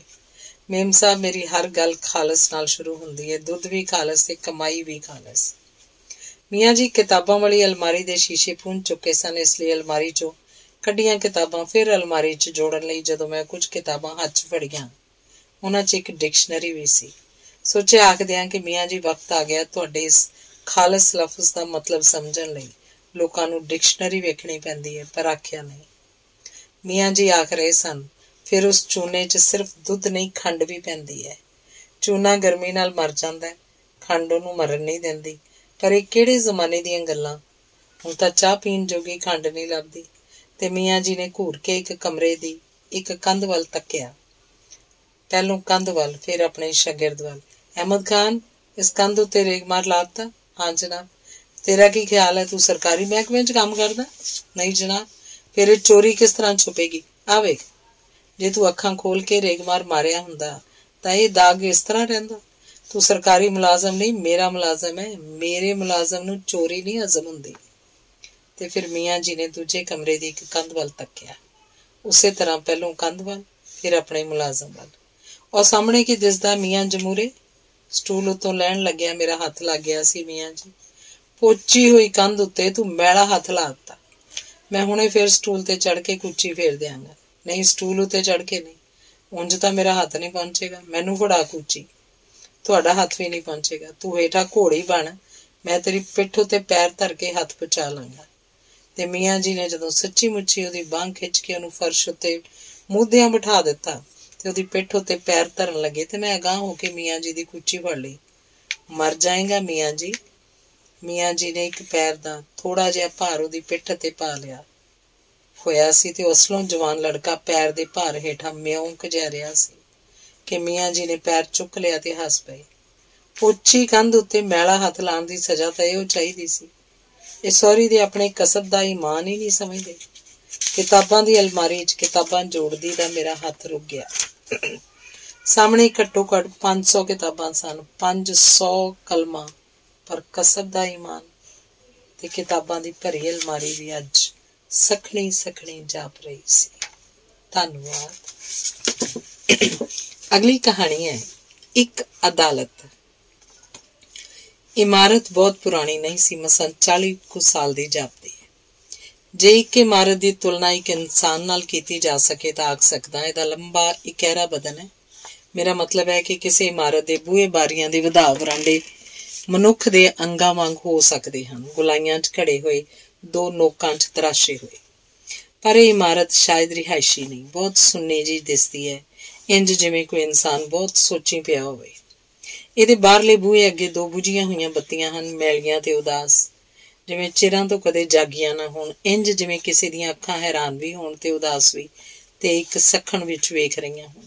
ਨਹੀਂ, ਇਹ ਕਿਸੇ ਦਾ ਘਰ ਨਹੀਂ, ਅਦਾਲਤ ਜਿਹੀ ਜਾਪਦੀ ਹੈ। ਖੁੱਲੇ ਬੂਹੇ ਵਿੱਚੋਂ ਜੋ ਕਮਰਾ ਸਾਹਮਣੇ ਦਿਸਦਾ ਹੈ, ਉਹਦੇ ਵਿੱਚ ਇੱਕ ਉੱਚੀ ਥਾਵੇਂ ਚਿੱਟੇ ਚੋਗੇ ਵਾਲਾ ਇੱਕ ਆਦਮੀ ਬੈਠਾ ਹੋਇਆ। ਉਹਦੇ ਅੱਗੇ ਲੱਕੜ ਦਾ ਇੱਕ ਵੱਡਾ ਸਾਰਾ ਮੇਜ਼ ਹੈ ਤੇ ਉਹਦੇ ਉੱਤੇ ਕਾਗਜ਼ ਪਏ ਹਨ। ਇਹ ਸ਼ਾਇਦ ਮੁਨਸਫ ਹੋਏਗਾ, ਕਿਉਂਕਿ ਉਹਦੇ ਸਾਹਮਣੇ ਇੱਕ ਕਾਲੇ ਕੋਟ ਵਾਲਾ ਆਦਮੀ ਤਣ ਕੇ ਖਲੋਤਾ ਹੋਇਆ ਤੇ ਜੋ ਪਿੱਠ ਵਾਲੇ ਪਾਸਿਓਂ ਵੀ ਸਰਕਾਰੀ ਵਕੀਲ ਜਿਹਾ ਦਿਸਦਾ ਹੈ। ਤੇ ਸੱਜੇ ਪਾਸੇ ਲੱਕੜ ਦਾ ਇੱਕ ਕਟਹਿਰਾ ਹੈ ਜਿਹਦੇ 'ਚ ਇੱਕ ਬੜਾ ਹੀ ਉਦਾਸ ਆਦਮੀ ਖਲੋਤਾ ਹੋਇਆ। ਇਹ ਪਤਾ ਨਹੀਂ ਕਿਸ ਤਰ੍ਹਾਂ ਦੀ ਅਦਾਲਤ ਹੈ, ਕਿਤੇ ਵੀ ਰੌਲਾ ਨਹੀਂ। ਕਿ ਅਦਾਲਤਾਂ ਵੀ ਇੰਜ ਖਾਮੋਸ਼ ਹੁੰਦੀਆਂ ਨੇ? ਕਦੇ ਕਦੇ ਗੱਲਾਂ ਦੀ ਆਵਾਜ਼ ਆਉਂਦੀ ਹੈ, ਪਰ ਇੰਜ ਜਿਵੇਂ ਹਵਾ ਨਾਲ ਹੌਲੀ ਜਿਹੀ ਕੋਈ ਪਰਦਾ ਹਿਲਦਾ ਹੈ, ਜਾਂ ਇੰਜ ਜਿਵੇਂ ਲੱਕੜ ਦੇ ਮੇਜ਼ ਉੱਤੇ ਪਿਆ ਕੋਈ ਕਾਗਜ਼ ਖੜਕਦਾ ਹੈ। ਮੁਨਸਫ ਕਟਹਿਰੇ ਵੱਲ ਵੇਖ ਕੇ ਆਖ ਰਿਹਾ ਹੈ, ਤੂੰ ਬੋਲਦਾ ਕਿਉਂ ਨਹੀਂ? ਤੂੰ ਕੀ ਚਾਹੁੰਦਾ ਹੈ ਕਿ ਅੱਜ ਵੀ ਮੁਕੱਦਮੇ ਦੀ ਸੁਣਵਾਈ ਨਾ ਹੋਵੇ ਤੇ ਅੱਗੇ ਵਾਂਗ ਫਿਰ ਤਰੀਕ ਪਾ ਦਿੱਤੀ ਜਾਏ? ਉਹ ਜੋ ਕਟਹਿਰੇ ਖਲੋਤਾ ਹੈ ਜ਼ਰੂਰ ਮੁਲਜ਼ਮ ਹੋਏਗਾ। ਉਹ ਆਖ ਰਿਹਾ, ਨਹੀਂ, ਮੈਂ ਇੰਜ ਨਹੀਂ ਚਾਹੁੰਦਾ, ਮੈਂ ਇਹਨਾਂ ਤਾਰੀਖਾਂ ਤੋਂ ਥੱਕ ਗਿਆ, ਪੁੱਛੋ ਕੀ ਪੁੱਛਣਾ ਚਾਹੁੰਦੇ ਹੋ? ਉਹ ਕਾਲੇ ਕੋਟ ਵਾਲਾ ਜੋ ਸ਼ਾਇਦ ਸਰਕਾਰੀ ਵਕੀਲ ਹੈ ਛੇਤੀ ਨਾਲ ਕਹਿੰਦਾ, ਹਜ਼ੂਰ, ਇਹਦੀਆਂ ਗੱਲਾਂ ਦੀ ਹਲੀਮੀ ਤੇ ਨਾ ਜਾਣਾ। ਇਹ ਬਹੁਤ ਚਲਾਕ ਹੈ, ਕਿਸੇ ਗੱਲ ਦਾ ਜਵਾਬ ਸਿੱਧੀ ਤਰ੍ਹਾਂ ਨਹੀਂ ਦਿੰਦਾ ਤੇ ਦਿਸਣ ਨੂੰ ਜਾਪਦਾ ਹੈ। ਮੁਲਜ਼ਮ ਹੌਲੀ ਹੌਲੀ ਹੱਸਦਾ ਹੈ, ਪੁੱਛਦਾ ਹੈ, ਕੀ ਜਾਪਦਾ ਵਕੀਲ ਸਾਹਿਬ? ਸਰਕਾਰੀ ਵਕੀਲ ਇੱਕ ਤਿਉੜੀ ਜੀ ਪਾ ਕੇ ਉਹਦੇ ਵੱਲ ਤੱਕਦਾ ਹੈ, ਫਿਰ ਮੁਨਸਫ ਵੱਲ ਮੂੰਹ ਕਰਕੇ ਆਖਦਾ, ਹਜ਼ੂਰ, ਇਹ ਦਿਸਣ ਨੂੰ ਬੜਾ ਸੋਧਾ ਵੀ, ਸ਼ਰੀਫ ਵੀ ਤੇ ਸਿਆਣਾ ਵੀ। ਮੁਲਜ਼ਮ ਫਿਰ ਹੌਲੀ ਜੀ ਹੱਸਦਾ। ਸਰਕਾਰੀ ਵਕੀਲ ਦੀ ਤਿਉੜੀ ਇੱਕ ਹੋਰ ਵਾਲ ਖਾਂਦੀ ਹੈ। ਫਿਰ ਉਹ ਮੁਨਸਫ ਦੀ ਕੁਰਸੀ ਅੱਗੇ ਜ਼ਰਾ ਕੁ ਝੁੱਕ ਕੇ ਆਖਦਾ, ਹਜ਼ੂਰ, ਮੈਨੂੰ ਜ਼ਰਾ ਕਰਨ ਦੀ ਇਜਾਜ਼ਤ ਦਿਓ। ਮੁਨਸਫ ਨਾ ਹੱਸਦਾ ਨਾ ਮੱਥੇ ਵੱਟ ਪਾ ਕੇ ਤੱਕਦਾ, ਸਿਰਫ ਆਖਦਾ, ਇਜਾਜ਼ਤ ਹੈ। ਵਕੀਲ ਮੁਲਜ਼ਮ ਦੇ ਕਟਹਿਰੇ ਕੋਲ ਆ ਕੇ ਪੁੱਛਦਾ, ਤੇਰਾ ਨਾਂ? ਮੁਲਜ਼ਮ, ਪਤਾ ਨਹੀਂ। ਵਕੀਲ ਦੇ ਮੂੰਹ ਵੱਲ ਤੱਕ ਰਿਹਾ ਕਿ ਖਿਲਾਫ ਵਿੱਚ ਉਹਦੀਆਂ ਅੱਖਾਂ ਦੀ ਚਮਕ ਅਸਲੋਂ ਬੁਝੀ ਹੋਈ ਆਖਦਾ, ਮੇਰਾ ਉਹੀ ਨਾਂ ਹੈ ਜੋ ਪਹਿਲੀ ਪੇਸ਼ੀ ਵੇਲੇ ਦੱਸਿਆ ਸੀ, ਫਿਰ ਦੂਜੀ ਪੇਸ਼ੀ ਵੇਲੇ ਦੱਸਿਆ ਸੀ, ਫਿਰ ਤੀਜੀ, ਚੌਥੀ, ਪੰਜਵੀਂ। ਹੁਣ ਤਾਂ ਮੈਨੂੰ ਚੇਤੇ ਹੀ ਨਹੀਂ ਰਿਹਾ ਕਿ ਇਹ ਕਿੰਨਵੀਂ ਪੇਸ਼ੀ ਹੈ। ਕਿ ਅਜੇ ਤੱਕ ਤੁਹਾਨੂੰ ਮੇਰਾ ਨਾਮ ਪਤਾ ਨਹੀਂ ਲੱਗਾ? ਵਕੀਲ, ਅੱਛਾ ਤੈਨੂੰ ਇਹ ਭੁੱਲ ਗਿਆ ਹੈ ਕਿ ਇਹ ਤੇਰੀ ਕਿੰਨਵੀਂ ਪੇਸ਼ੀ ਹੈ, ਤੇ ਸ਼ਾਇਦ ਇਹ ਵੀ ਭੁੱਲ ਗਿਆ ਹੋਏ ਕਿ ਤੇਰੇ ਉੱਤੇ ਇਲਜ਼ਾਮ ਕੀ ਹੈ। ਮੁਲਜ਼ਮ, ਮੈਨੂੰ ਸਭ ਕੁਝ ਯਾਦ ਹੈ। ਮੇਰੇ ਉੱਤੇ ਕਤਲ ਦਾ ਇਲਜ਼ਾਮ ਹੈ। ਕਿਹਦੇ ਕਤਲ ਦਾ? ਮੇਰੇ ਦੋਸਤ ਦੇ ਕਤਲ ਦਾ। ਸੋ ਤੂੰ ਮੰਨਦਾ ਹੈ ਕਿ ਤੂੰ ਕਤਲ ਕੀਤਾ ਹੈ? ਨਹੀਂ, ਮੈਂ ਸਿਰਫ ਦਰਖਾਸਤ ਦਿੱਤੀ ਸੀ ਕਿ ਉਹ ਬੜੇ ਚਿਰ ਤੋਂ ਲੱਭਦਾ ਨਹੀਂ, ਤਫਤੀਸ਼ ਕਰੋ। ਉਹਨੂੰ ਗੁਆਚਿਆਂ ਕਿੰਨਾ ਚਿਰ ਹੋਇਆ? ਸ਼ਾਇਦ 3 ਵਰ੍ਹੇ। ਪਰ ਤੂੰ ਇਹ ਦਰਖਾਸਤ 3 ਵਰ੍ਹੇ ਪਹਿਲਾਂ ਕਿਉਂ ਨਹੀਂ ਸੀ ਦਿੱਤੀ? ਉਦੋਂ ਜਦੋਂ ਉਹ ਗੁਆਚਿਆ ਸੀ। ਮੁਲਜ਼ਮ ਚੁੱਪ ਰਹਿੰਦਾ, ਸ਼ਾਇਦ ਕੁਝ ਸੋਚ ਰਿਹਾ, ਸ਼ਾਇਦ 3 ਵਰ੍ਹੇ ਪਹਿਲਾਂ ਦਾ ਵੇਲਾ ਸੋਚ ਰਿਹਾ। ਵਕੀਲ ਦੇ ਹੇਠਲੇ ਹੋਠ ਉੱਤੇ ਇੱਕ ਮਰੋੜ ਜਿਹੀ ਆਉਂਦੀ ਹੈ ਤੇ ਉਹਦਾ ਹਾਸਾ ਉਸ ਮਰੋੜ ਦੇ ਵੱਟ 'ਚ ਘੁੱਟਿਆ ਜਾਂਦਾ ਹੈ। ਮੁਲਜ਼ਮ ਉਹਦੇ ਵੱਲ ਵੇਖ ਕੇ ਜ਼ਰਾ ਕੁ ਤਰਬਕ ਜਾਂਦਾ, ਫਿਰ ਛੇਤੀ ਨਾਲ ਆਖਦਾ, ਮੈਂ ਸੋਚਿਆ ਸੀ ਸ਼ਾਇਦ ਉਹ ਲੱਭ ਪਏਗਾ। ਪਹਿਲੇ ਹਰਫ ਉਹ ਛੇਤੀ ਨਾਲ ਆਖਦਾ ਹੈ, ਪਰ ਅਗਲਾ ਫਿਕਰਾ ਉਸੇ ਤਰ੍ਹਾਂ ਹੌਲੀ ਜਿਹੀ, ਜਿਵੇਂ ਉਹਨੂੰ ਸੰਘ 'ਚੋਂ ਫੜ ਕੇ ਕੱਢ ਰਿਹਾ ਹੋਵੇ। ਵਕੀਲ ਦੀ ਆਵਾਜ਼ ਕਿਸੇ ਮਸ਼ੀਨ ਦੀ ਆਵਾਜ਼ ਵਾਂਗ ਇੱਕੋ ਤਰ੍ਹਾਂ ਹੀ ਰਹਿੰਦੀ ਹੈ। ਉਹ ਪੁੱਛਦਾ ਹੈ, ਉਹ ਤੇਰਾ ਕਦੋਂ ਦਾ ਦੋਸਤ ਸੀ? ਮੁਲਜ਼ਮ ਦੀ ਆਵਾਜ਼ ਜਾਪਦਾ ਜਿਵੇਂ ਬਹੁਤ ਥੱਕ ਗਈ, ਆਖਦਾ, ਬਚਪਨ ਦਾ। ਵਕੀਲ, ਸਕੂਲ 'ਚ ਤੇਰੇ ਨਾਲ ਪੜ੍ਹਦਾ ਸੀ? ਹਾਂ, ਸਕੂਲ 'ਚ ਵੀ, ਕਾਲਜ 'ਚ ਵੀ। ਉਹਦੀ ਉਮਰ ਮੇਰੇ ਜਿੰਨੀ। ਉਹ ਜ਼ਿੰਦਗੀ 'ਚ ਕੀ ਬਣਨਾ ਚਾਹੁੰਦਾ ਸੀ? ਅਸੀਂ ਦੋਵੇਂ ਕਿਸੇ ਕਾਲਜ 'ਚ ਛੋਟੀ ਜਿਹੀ ਨੌਕਰੀ ਕਰਨਾ ਚਾਹੁੰਦੇ ਸੀ ਤੇ ਫਿਰ ਰਲ ਕੇ ਕੁਝ ਕਿਤਾਬਾਂ ਲਿਖਣਾ ਚਾਹੁੰਦੇ ਸੀ। ਤੇਰਾ ਤੇ ਉਹਦਾ ਕਦੇ ਝਗੜਾ ਹੋਇਆ ਸੀ?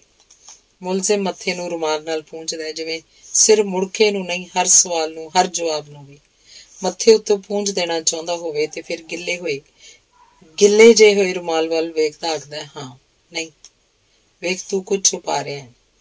ਮੁਲਜ਼ਮ ਛੇਤੀ ਨਾਲ ਆਖਦਾ, ਬਹੁਤ ਛੋਟੀਆਂ ਗੱਲਾਂ ਤੇ ਹੋਇਆ ਸੀ। ਮਸਲਨ, ਮੈਂ ਕਿਸੇ ਸੋਹਣੀ ਕੁੜੀ ਨੂੰ ਜੇ ਤੱਕਦਾ ਸੀ ਤਾਂ ਗੁੱਸੇ ਹੋ ਜਾਂਦਾ ਸੀ। ਕਿਉਂ? ਤੇਰੇ ਨਾਲ ਹਸਦ ਕਰਦਾ ਸੀ? ਨਹੀਂ, ਉਹ ਸੋਚਦਾ ਸੀ ਮੈਂ ਐਵੇਂ ਵੇਲਾ ਗੁਆਨਾ। ਉਹ ਚਾਹੁੰਦਾ ਸੀ ਮੈਂ ਹਰ ਵੇਲੇ ਉਹਦੇ ਨਾਲ ਕਿਤਾਬਾਂ ਦੀ ਪਾਲ ਅੱਗੇ ਬੈਠਾ ਰਹਾਂ। ਫੇਰ ਕੁਝ ਨਹੀਂ। ਮੈਨੂੰ 3 ਕੁੜੀਆਂ ਨੇ ਬਹੁਤ ਸੋਹਣੇ ਖੱਤ ਲਿਖੇ ਸਨ ਤੇ ਇੱਕ ਦਿਨ ਉਹਨੇ ਉਹ ਸਾਰੇ ਖੱਤ ਪਾੜ ਦਿੱਤੇ। ਫਿਰ ਤੂੰ ਉਹਦੇ ਨਾਲ ਲੜਿਆ ਸੀ? ਨਹੀਂ, ਮੈਂ ਸੋਚਿਆ ਸੀ ਉਹਨੇ ਠੀਕ ਕੀਤਾ।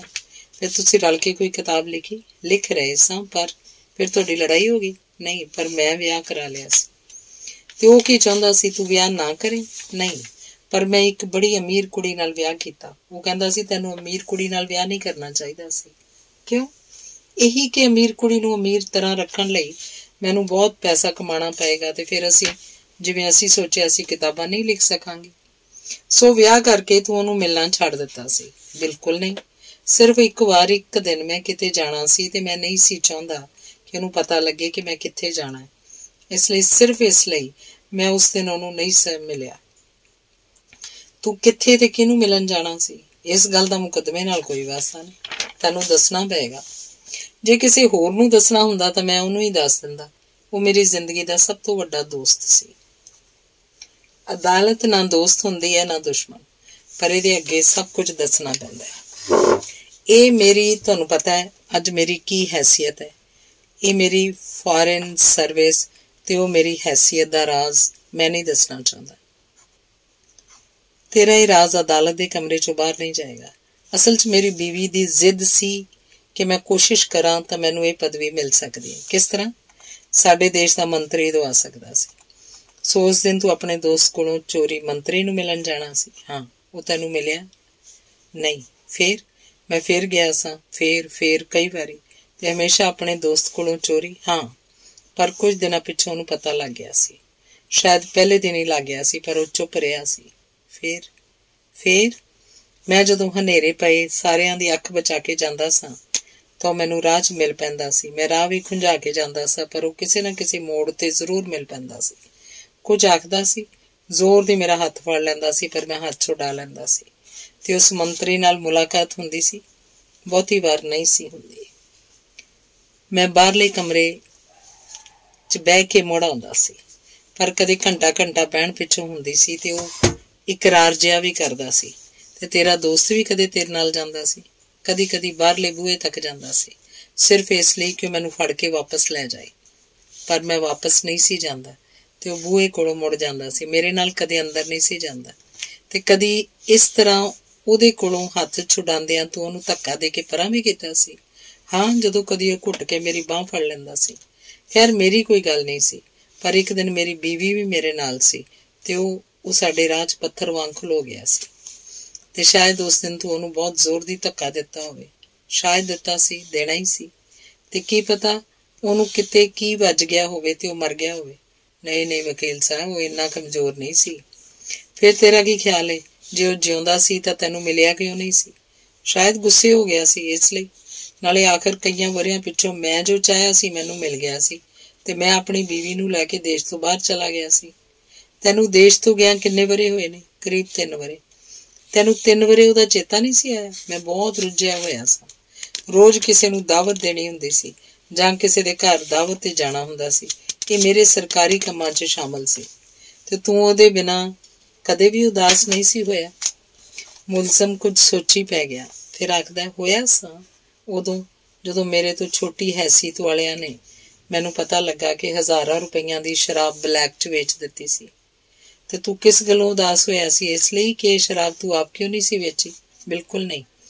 ਮੈਂ ਇਸ ਗੱਲੋਂ ਉਦਾਸ ਹੋਇਆ ਸਾਂ ਕਿ ਉਹਨਾਂ ਦੀ ਖੁਸ਼ੀ ਮੇਰੇ ਲਈ ਜ਼ਰੂਰੀ ਸੀ ਤੇ ਇਸ ਲਈ ਮੈਂ ਉਹਨਾਂ ਦੀ ਸ਼ਿਕਾਇਤ ਨਹੀਂ ਸੀ ਕੀਤੀ। ਚੁੱਪ ਰਿਹਾ ਸਾਂ। ਉਦੋਂ ਮੇਰਾ ਦੋਸਤ ਮੈਨੂੰ ਬਹੁਤ ਚੇਤੇ ਆਇਆ ਸੀ। ਕਿਉਂ? ਜੇ ਉਹ ਮੇਰੇ ਕੋਲ ਹੁੰਦਾ ਤਾਂ ਕਾਗਜ਼ ਕਲਮ ਫੜ ਕੇ ਮੇਰੇ ਕੋਲੋਂ ਸਾਰੀ ਹਕੀਕਤ ਦਰਜ ਕਰਵਾ ਦਿੰਦਾ। ਸੋ ਤੈਨੂੰ ਆਪਣੇ ਉੱਤੇ ਗੁੱਸਾ ਆਇਆ ਸੀ। ਮੁਲਜ਼ਮ ਦਾ ਉਦਾਸ ਮੂੰਹ ਹੋਰ ਨਿਉਂ ਜਾਂਦਾ ਹੈ ਤੇ ਹੌਲੀ ਜਿਹੀ ਆਖਦਾ ਹੈ, ਗੁੱਸਾ ਆਪਣੀ ਬੀਵੀ ਉੱਤੇ ਵੀ ਆਇਆ ਸੀ ਕਿਉਂਕਿ ਚਾਹੁੰਦੀ ਸੀ ਕਿ ਮੈਂ ਵੀ ਆਪਣੇ ਹਿੱਸੇ ਦੀ ਸ਼ਰਾਬ ਵੇਚ ਕੇ ਬਹੁਤ ਸਾਰੇ ਪੈਸੇ ਉਹ ਮੇਰੇ ਤੋਂ ਵੱਡੇ ਅਫਸਰ ਦੀ ਬੀਵੀ ਵਾਂਗ। ਤੇਰੇ ਤੋਂ ਵੱਡੇ ਅਫਸਰ ਦੀ ਬੀਵੀ ਕੀ ਕਰਦੀ ਸੀ? ਉਹ ਸੱਭਿਅਕ ਸ਼ਾਮਾਂ ਮਨਾਉਂਦੀ ਸੀ। ਹਰ ਸ਼ਾਮ ਦਾ ਖਰਚ ਘੱਟੋ ਘੱਟ 20 ਗੁਣਾ ਹਰ ਵਾਰੀ ਸਰਕਾਰੀ ਖਾਤੇ 'ਚੋਂ ਵਸੂਲ ਕਰਦੀ ਸੀ ਤੇ ਉਹ ਸੱਭਿਅਕ ਨੁਮਾਇਸ਼ਾਂ ਵੀ। ਜੇ ਤੇਰੀ ਥਾਵੇਂ ਤੇਰਾ ਦੋਸਤ ਹੁੰਦਾ। ਮੁਲਜ਼ਮ ਹੱਸ ਪੈਂਦਾ। ਫਿਰ ਆਖਦਾ, ਵਕੀਲ ਸਾਹਿਬ ਤੁਹਾਨੂੰ ਪਤਾ ਨਹੀਂ, ਉਹ ਹੋ ਹੀ ਨਹੀਂ ਸੀ ਸਕਦਾ। ਉਹਨੇ ਕਦੇ ਵੀ ਮੰਤਰੀ ਕੋਲ ਜਾ ਕੇ, ਚਲੋ ਮੰਨ ਲਓ ਤੇਰੀ ਥਾਵੇਂ ਨਹੀਂ ਸੀ ਹੋ ਸਕਦਾ, ਪਰ ਜ਼ਾਹਿਰ ਹੈ ਤੈਨੂੰ 3 ਵਰ੍ਹੇ ਇਸ ਤਰ੍ਹਾਂ ਯਾਦ ਨਹੀਂ ਸੀ ਆਇਆ ਜਿਸ ਤਰ੍ਹਾਂ ਹੁਣ ਕੁਝ ਮਹੀਨਿਆਂ ਤੋਂ ਆ ਰਿਹਾ। ਹਾਂ, ਯਾਦ ਆ ਰਿਹਾ। ਤਾਂ ਹੀ ਤਾਂ ਮੈਂ ਉਹਦੇ ਲੱਭਣ ਲਈ ਤੁਹਾਨੂੰ ਦਰਖਾਸਤ ਦਿੱਤੀ ਹੈ। ਛੁੱਟੀ ਤੇ ਜਦੋਂ ਵਾਪਸ ਆਇਆ ਸਾਂ ਆਉਂਦਿਆਂ ਦਰਖਾਸਤ ਦਿੱਤੀ ਸੀ। ਅਚਾਨਕ ਉਹਦੀ ਇੰਨੀ ਯਾਦ ਦਾ ਕਾਰਨ ਕੀ ਹੈ? ਉੱਥੇ ਬਹੁਤ ਉਦਾਸ ਸਾਂ, ਤਾਂ ਹੀ ਤਾਂ ਛੁੱਟੀ ਲੈ ਕੇ ਆਇਆ। ਮੈਂ ਉਦਾਸੀ ਦਾ ਕਾਰਨ ਪੁੱਛ ਰਿਹਾ। ਉੱਥੇ ਉਹ ਟਾਈਪਿਸਟ ਕੁੜੀ ਸੀ ਨਾ, ਮੇਰੀ ਸੈਕਟਰੀ, ਮੈਂ ਉਹਨੂੰ ਕੁਝ ਚਾਹੁਣ ਲੱਗ ਪਿਆ ਸੀ। ਉਹ ਵੀ, ਪਰ ਫਿਰ ਉਹ ਬੜੀ ਬਦਤਮੀਜ਼ ਹੋ ਗਈ ਸੀ। ਮੈਂ ਬਹੁਤ ਉਦਾਸ ਹੋ ਗਿਆ ਸਾਂ। ਉਹ ਮੇਰੇ ਉੱਤੇ ਦਫ਼ਤਰ ਵਿੱਚ ਵੀ ਹੁਕਮ ਚਲਾਉਣ ਲੱਗ ਪਈ ਸੀ। ਤੂੰ ਉਹਨੂੰ ਬਰਖਾਸਤ ਕਰ ਸਕਦਾ ਸੀ, ਰੋਜ਼ ਸੋਚਦਾ ਸੀ, ਪਰ ਮੇਰੇ 'ਚ ਹਿੰਮਤ ਨਹੀਂ ਸੀ। ਕਿਉਂ? ਹਿੰਮਤ ਤਾਂ ਉਹਦੇ ਕੋਲ ਹੁੰਦੀ ਸੀ, ਮੇਰੇ ਦੋਸਤ ਕੋਲ। ਉਹ ਜਦੋਂ ਮੈਨੂੰ ਮੰਤਰੀ ਦੇ ਬੂਹੇ ਅੱਗੇ ਰੋਕਦਾ ਸੀ, ਜੇ ਮੇਰੇ 'ਚ ਹਿੰਮਤ ਹੁੰਦੀ ਮੈਂ ਰੁਕ ਜਾਂਦਾ। ਖਲੋਣ ਲਈ ਵੀ ਹਿੰਮਤ ਚਾਹੀਦੀ ਹੈ ਵਕੀਲ ਸਾਹਿਬ। ਪਰ ਤੈਨੂੰ ਤੇਰੇ ਦੋਸਤ ਦੀ ਹਿੰਮਤ ਚੰਗੀ ਨਹੀਂ ਸੀ ਲੱਗਦੀ? ਇਹ ਗਲਤ ਗੱਲ ਹੈ। ਮੈਨੂੰ ਬਹੁਤ ਚੰਗੀ ਲੱਗਦੀ ਸੀ, ਪਰ ਮੈਨੂੰ ਉਹਦੇ ਕੋਲੋਂ ਖੌਫ ਆਉਂਦਾ ਸੀ। ਸੋ ਉਹਦੀ ਹਿੰਮਤ ਕੋਲੋਂ ਤੈਨੂੰ ਖੌਫ ਆਉਂਦਾ ਸੀ ਤੇ ਕੀ ਪਤਾ ਤੂੰ ਇਸ ਖੌਫ ਤੋਂ ਛੁੱਟਣ ਲਈ ਉਹਨੂੰ ਮਾਰ ਦਿੱਤਾ ਹੋਵੇ। ਮੁਲਜ਼ਮ ਛੇਤੀ ਨਾਲ ਆਖਦਾ, ਮੈਂ ਉਹਨੂੰ ਮਾਰਨਾ ਨਹੀਂ ਸੀ ਚਾਹੁੰਦਾ ਵਕੀਲ ਸਾਹਿਬ, ਇਹ ਸੱਚੀ ਗੱਲ ਹੈ। ਮੈਂ ਤੁਹਾਨੂੰ ਕਿਸ ਤਰ੍ਹਾਂ ਸਮਝਾਵਾਂ? ਮੈਂ ਹੁਣ ਵੀ ਚਾਹੁੰਦਾ ਮੈਂ ਮਰ ਜਾਵਾਂ, ਉਹ ਨਾ ਮਰੇ। ਕੀ ਤੂੰ ਸੱਚਮੁੱਚ ਇਹ ਚਾਹੁੰਦਾ? ਮੁਲਜ਼ਮ ਕੁਝ ਇੰਜ ਦਾ ਹੱਸਦਾ ਜਿਵੇਂ ਆਪਣੇ ਆਪ ਤੇ ਵੀ ਹੱਸ ਰਿਹਾ ਹੋਵੇ ਤੇ ਵਕੀਲ ਉੱਤੇ ਵੀ। ਆਖਦਾ ਕੁਝ ਨਹੀਂ ਵਕੀਲ ਸਾਹਿਬ। ਵਕੀਲ ਸ਼ਾਇਦ ਸਮਝਦਾ ਨਹੀਂ ਜਾਂ ਉਹਦੇ ਮੂੰਹ ਉਹਦੀ ਗੱਲ ਦੀ ਤਾਈਦ ਚਾਹੁੰਦਾ ਪੁੱਛਦਾ, ਕਿ ਤੂੰ ਸੱਚਮੁੱਚ ਇਹ ਚਾਹੁੰਦਾ? ਡੂੰਘੀ ਤਰ੍ਹਾਂ ਸੋਚਦਾ। ਮੁਲਜ਼ਮ ਇੱਕ ਡੂੰਘਾ ਸਾਹ ਭਰਦਾ, ਛੱਤ ਵੱਲ ਤੱਕਦਾ, ਫਿਰ ਆਖਦਾ, ਮੈਂ ਕਦੋਂ ਦਾ ਸੋਚ ਰਿਹਾ, ਹਮੇਸ਼ਾ ਇਹੀ ਸੋਚਦਾ। ਵਕੀਲ ਮੁਲਜ਼ਮ ਕੋਲੋਂ ਪਰਾਂ ਜਾ ਕੇ ਮੁਨਸਫ ਦੀ ਕੁਰਸੀ ਅੱਗੇ ਝੁਕਦਾ ਹੈ। ਆਖਦਾ, ਹਜ਼ੂਰ, ਇਹਨੂੰ ਮੌਤ ਦੀ ਸਜ਼ਾ ਕਬੂਲ ਹੈ ਜੇ ਬਦਲੇ 'ਚ ਇਹਦਾ ਦੋਸਤ ਜਿਉਂਦਾ ਰਵੇ। ਮੁਨਸਫ ਮੁਸਕਰਾਉਂਦਾ ਤੇ ਆਖਦਾ, ਤਾਂ ਫਿਰ ਇਹਨੂੰ ਕਾਗਜ਼ ਕਲਮ ਦੇ ਦਿਓ ਤਾਂ ਕਿ ਆਪਣਾ ਅਸਤੀਫਾ ਲਿਖ ਸਕੇ। ਮੁਨਸਫ ਦੀ ਆਵਾਜ਼ ਸੁਣ ਕੇ ਮੁਲਜ਼ਮ ਤਰਬਕ ਜਾਂਦਾ। ਆਖਦਾ, ਹਜ਼ੂਰ, ਮੇਰੀ ਨੌਕਰੀ ਤੋਂ ਮੇਰਾ ਅਸਤੀਫਾ? ਹਾਂ, ਉਸੇ ਕੰਮ ਤੋਂ ਜੋ ਤੂੰ ਵਰ੍ਹਿਆਂ ਦੀ ਮਿੰਨਤ ਮੁਹਤਾਜੀ ਨਾਲ ਪਾਇਆ ਸੀ, ਖੈਰਾਤ ਵਾਂਗ ਮੰਗ ਕੇ। ਪਰ ਹਜ਼ੂਰ, ਇਸ ਮੁਕੱਦਮੇ ਨਾਲ ਅਸਤੀਫੇ ਦਾ ਕੀ ਸਬੰਧ ਹੈ? ਤੇਰੀ ਮੌਤ ਦਾ ਸਬੰਧ ਹੈ ਕਿ ਨਹੀਂ? ਹਾਂ, ਮੌਤ ਦਾ। ਇਹੀ ਅਸਤੀਫਾ ਤੇਰੀ ਮੌਤ ਹੈ ਤੇ ਤੇਰੀ ਮੌਤ ਨਾਲ ਤੇਰਾ ਦੋਸਤ ਜਿਉਂਦਾ ਲੱਭ ਪਏਗਾ ਤੇ ਫਿਰ ਉਹੀ ਚਿਰਾਂ ਦੀ ਅਧੂਰੀ ਪਈ ਹੋਈ ਕਿਤਾਬ ਨੂੰ ਉਹ ਲਿਖੇਗਾ। ਮੁਲਜ਼ਮ ਘਬਰਾ ਕੇ ਕਦੀ ਮੁਨਸਫ ਵੱਲ ਵੇਖਦਾ, ਕਦੀ ਸਰਕਾਰੀ ਵਕੀਲ ਵੱਲ। ਫਿਰ ਹੌਲੀ ਜਿਹੀ ਆਖਦਾ, ਅੱਛਾ, ਜ਼ਰਾ ਠਹਿਰ ਜਾਓ, ਮੈਨੂੰ ਸੋਚ ਲੈਣ ਦਿਓ। ਨਹੀਂ, ਮੈਨੂੰ ਸੋਚਣ 'ਚ ਨਾ ਪੈਣ ਦਿਓ। ਛੇਤੀ ਕਰੋ, ਕਾਗਜ਼ ਫੜਾਓ, ਪਰ ਕਲਮ 'ਚ ਸਿਆਹੀ ਕੋਈ ਨਹੀਂ। ਠਹਿਰ ਜਾਓ, ਵੇਖੋ ਕਲਮ 'ਚ ਸਿਆਹੀ ਮੁੱਕ ਗਈ ਹੈ। ਸੂਰਜ ਦੀਆਂ ਮੈਲੀਆਂ ਕਿਰਨਾਂ ਇਮਾਰਤ ਦੀਆਂ ਮੁਹਾਠਾਂ ਤੱਕ ਆਈਆਂ ਸਨ। ਮੁਹਾਠਾਂ ਦੇ ਕਿੰਨਾ ਚਿਰ ਖਲੋਤੀਆਂ ਰਹੀਆਂ, ਪਰ ਹੁਣ ਪਰਤ ਗਈਆਂ ਹਨ। ਸ਼ਾਇਦ ਕਿਰਨਾਂ ਮੈਲੀਆਂ ਨਹੀਂ ਸਨ, ਮੁਹਾਠਾਂ ਹੀ ਕੁਝ ਮੈਲੀਆਂ ਸਨ, ਪਰ ਹੁਣ ਕਮਰੇ ਅੰਦਰੋਂ ਬਹੁਤ ਕੁਝ ਨਜ਼ਰ ਆ ਰਿਹਾ ਸੀ। ਬਹੁਤ ਕੁਝ ਨਜ਼ਰ ਨਹੀਂ ਆ ਰਿਹਾ। ਕਿਸੇ ਕਿਸੇ ਵੇਲੇ ਸਿਸਕੀਆਂ ਦੀ ਆਵਾਜ਼ ਆ ਰਹੀ ਹੈ ਤੇ ਮੁਲਜ਼ਮ ਦੇ ਕੁਝ ਲਫ਼ਜ਼ ਵੀ ਸੁਣਾਈ ਦਿੰਦੇ ਹਨ। ਮੈਂ ਕਿੱਥੇ ਹਾਂ? ਮੈਂ ਇੱਥੇ ਮੁਲਜ਼ਮਾਂ ਦੇ ਕਟਹਿਰੇ 'ਚ ਕਿਉਂ ਖਲੋਤਾ ਹੋਇਆ? ਇਹ ਕੌਣ ਹੈ? ਇਹ ਮੈਂ ਅੱਜ ਵਕੀਲਾਂ ਵਾਲਾ ਕੋਟ ਕਿਉਂ ਪਾਇਆ ਹੋਇਆ? ਤੇ ਇਸ ਉੱਚੀ ਕੁਰਸੀ ਉੱਤੇ ਕੀ ਹੋ ਗਿਆ ਮੈਨੂੰ? ਮੈਂ ਗਲ 'ਚ ਚਿੱਟਾ ਚੋਗਾ ਪਾ ਕੇ ਮੁਨਸਫ ਦੀ ਕੁਰਸੀ ਉੱਤੇ ਕਿਉਂ ਬੈਠਾ ਹੋਇਆ? ਮੈਂ ਕਿੱਥੇ ਹਾਂ? ਮੇਰਾ ਸਾਰਾ ਬਦਨ ਇੱਕ ਇਮਾਰਤ ਵਾਂਗ ਪੱਥਰ ਦਾ ਲੱਗਦਾ ਪਿਆ। ਇਹ ਮੇਰਾ ਬਦਨ, ਇਹ ਪੱਥਰ ਦੀ ਇਮਾਰਤ, ਇਹ ਮੇਰਾ ਘਰ ਸੀ। ਮੈਂ ਇੱਥੇ ਰਹਿੰਦਾ ਸੀ। ਇਹ ਮੇਰਾ ਘਰ ਅਦਾਲਤ ਕਿਵੇਂ ਬਣ ਗਿਆ? ਮੈਂ ਕਤਲ ਕੀਤਾ ਸੀ? ਨਹੀਂ, ਗਲਤ ਗੱਲ ਹੈ। ਮੈਨੂੰ ਤਾਂ 3 ਸਾਲ ਹੋ ਗਏ ਨੇ ਕਤਲ ਹੋਇਆ। ਧੰਨਵਾਦ। ਅਖੀਰਲੀ ਕਹਾਣੀ ਹੈ ਉਹ ਆਦਮੀ। 20 ਵਰ੍ਹੇ ਉਹਨੂੰ ਇੱਕੋ ਸੁਪਨਾ ਆਉਂਦਾ ਰਿਹਾ। ਜਿਹੜੇ ਦਫ਼ਤਰ 'ਚ ਨੌਕਰੀ ਕਰਦਾ ਸੀ, ਉਹਦਾ ਮਾਲਕ ਖੁਸ਼ ਸੀ ਕਿ ਉਹ ਦਫ਼ਤਰ ਦੇ ਸਾਰੇ ਡਾਇਲ ਉੱਤੇ ਘੜੀ ਦੀ ਸੂਈ ਵਾਂਗ ਘੁੰਮਦਾ ਸੀ। ਉਹਨੂੰ ਕਿਸੇ ਕੰਮ ਦਾ ਚੇਤਾ ਕਰਵਾਉਣ ਦੀ ਲੋੜ ਨਹੀਂ ਸੀ ਹੁੰਦੀ, ਯਾਨੀ ਘੜੀ ਨੂੰ ਚਾਬੀ ਲਾਉਣ ਦੀ ਲੋੜ ਨਹੀਂ ਸੀ ਹੁੰਦੀ। ਉਹਦਾ ਮਾਲਕ ਕਦੇ ਕਦੇ ਸੋਚਦਾ ਸੀ ਘੜੀ ਤਾਂ ਕਦੇ ਖਲੋ ਜਾਂਦੀ ਹੈ, ਸਿਰਫ ਵਕਤ ਨਹੀਂ ਖਲੋਂਦਾ। ਉਹ ਜ਼ਿੰਦਗੀ ਦੇ ਵਕਤ ਵਰਗਾ ਹੈ। ਉਹ ਦਫ਼ਤਰ ਦੀਆਂ 4 ਕੰਧਾਂ ਵਿੱਚੋਂ ਨਿਕਲਦਾ ਤਾਂ ਸਿੱਧਾ ਘਰ ਦੀਆਂ 4 ਕੰਧਾਂ 'ਚ ਦਾਖਲ ਹੋ ਜਾਂਦਾ। ਉਹਦੀ ਬੀਵੀ ਖੁਸ਼ ਸੀ। ਛੋਟੀਆਂ ਤੋਂ ਲੈ ਕੇ ਵੱਡੀਆਂ ਲੋੜਾਂ ਤੱਕ ਉਹ ਜੋ ਚਾਹੁੰਦੀ ਉਹਦੇ ਕੋਲੋਂ ਮੰਗ ਸਕਦੀ ਸੀ। ਜਿੱਥੋਂ ਚਾਹੁੰਦੀ ਉੱਥੋਂ ਖਰੀਦ ਸਕਦੀ ਸੀ। ਉਹ ਕਦੇ ਉਜਰ ਨਹੀਂ ਸੀ ਕਰਦਾ। ਘਰ 'ਚ ਕੁਝ ਵੀ ਡੁੱਲਦਾ, ਟੁੱਟਦਾ, ਗੁਆਚਦਾ, ਉਹ ਕਦੇ ਮੱਥੇ ਤੇ ਤਿਉੜੀ ਨਹੀਂ ਸੀ ਪਾਉਂਦਾ। 4 ਕੰਧਾਂ ਦੇ 2 ਦਾਇਰੇ ਸਨ, ਚੌਰਸ ਵਲਗਣਾ, ਜਿਨ੍ਹਾਂ ਵਿੱਚ ਦਫ਼ਤਰ ਦਾ ਮਾਲਕ ਦਿਨ ਵਾਂਗ ਚੜ੍ਹਦਾ ਸੀ ਤੇ ਘਰ ਦੀ ਬੀਵੀ ਰਾਤ ਵਾਂਗ ਪੈਂਦੀ ਸੀ। ਸਿਰਫ ਗੁੱਝੀ ਬਿਮਾਰੀ ਵਾਂਗ ਉਹਨੂੰ ਇੱਕ ਗੱਲ ਪਤਾ ਸੀ ਕਿ ਸਭ ਕੁਝ ਇੱਕ ਪਰਾਇਆ ਸੁਪਨਾ ਸੀ ਤੇ ਪੂਰੇ 20 ਵਰ੍ਹੇ ਉਹਨੂੰ ਇਹ ਪਰਾਇਆ ਸੁਪਨਾ ਆਉਂਦਾ ਰਿਹਾ।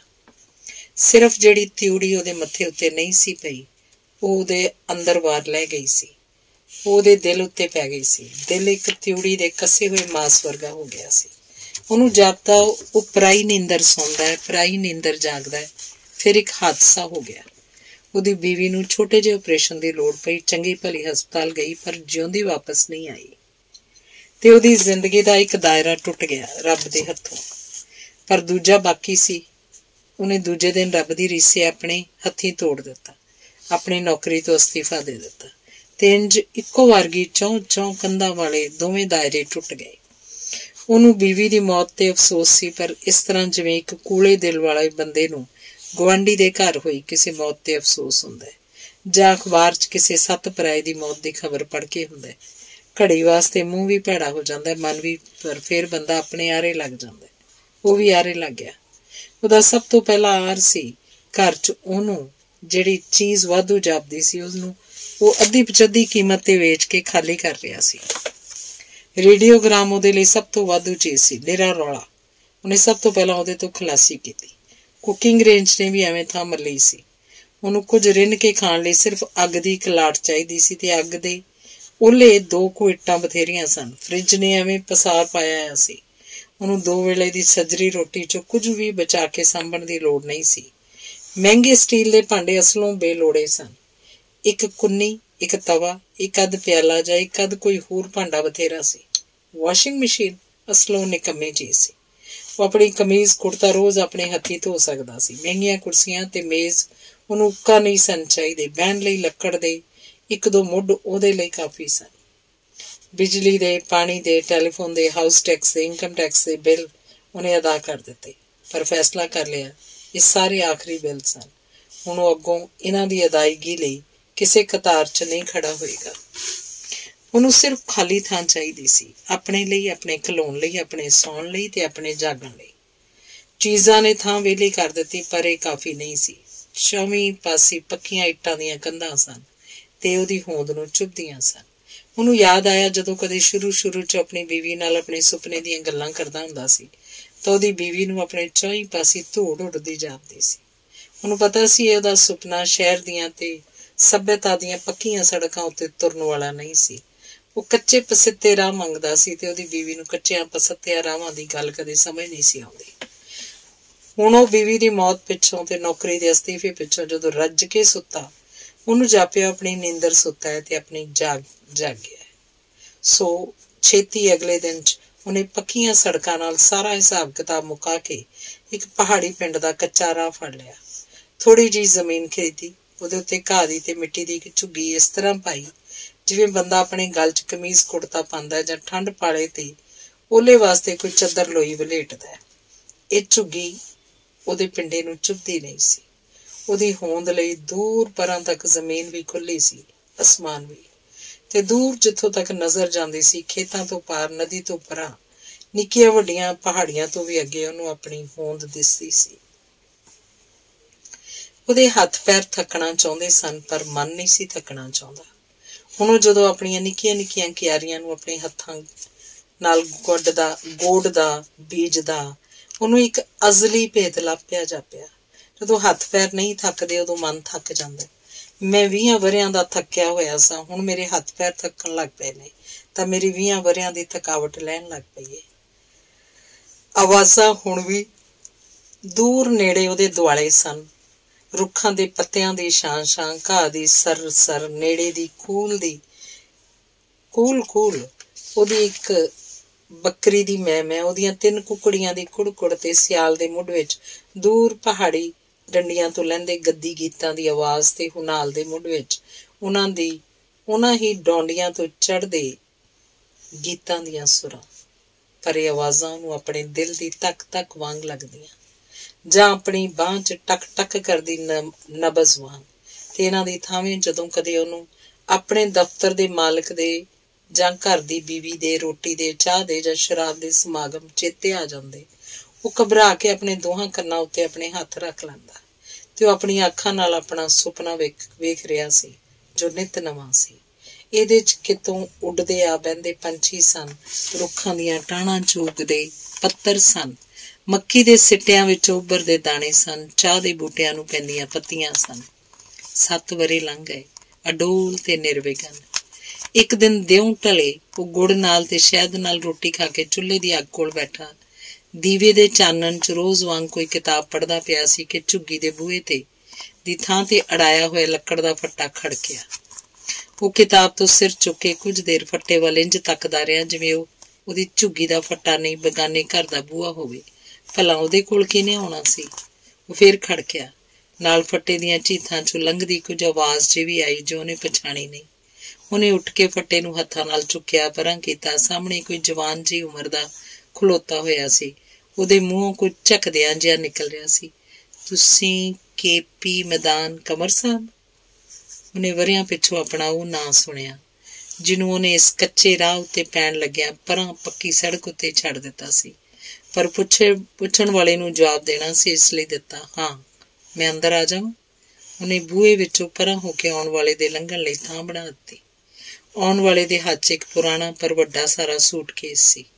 ਆਉਣ ਵਾਲੇ ਨੇ ਸੂਟਕੇਸ ਨੂੰ ਅੰਦਰ ਰੱਖਦਿਆਂ ਉਹਦੇ ਭਾਰ ਤੋਂ ਇੱਕ ਸਾਹ ਜਿਹਾ ਲਿਆ, ਫਿਰ ਚੁੱਲ੍ਹੇ ਦੀ ਅੱਗ ਵੱਲ ਵੇਖਿਆ ਤੇ ਫਿਰ ਉਹਦੇ ਮੂੰਹ ਵੱਲ ਵੇਖਦਾ ਆਖਣ ਲੱਗਾ, ਮੈਂ ਇੰਦਰ ਹਾਂ, ਤੁਹਾਡਾ ਛੋਟਾ ਭਰਾ।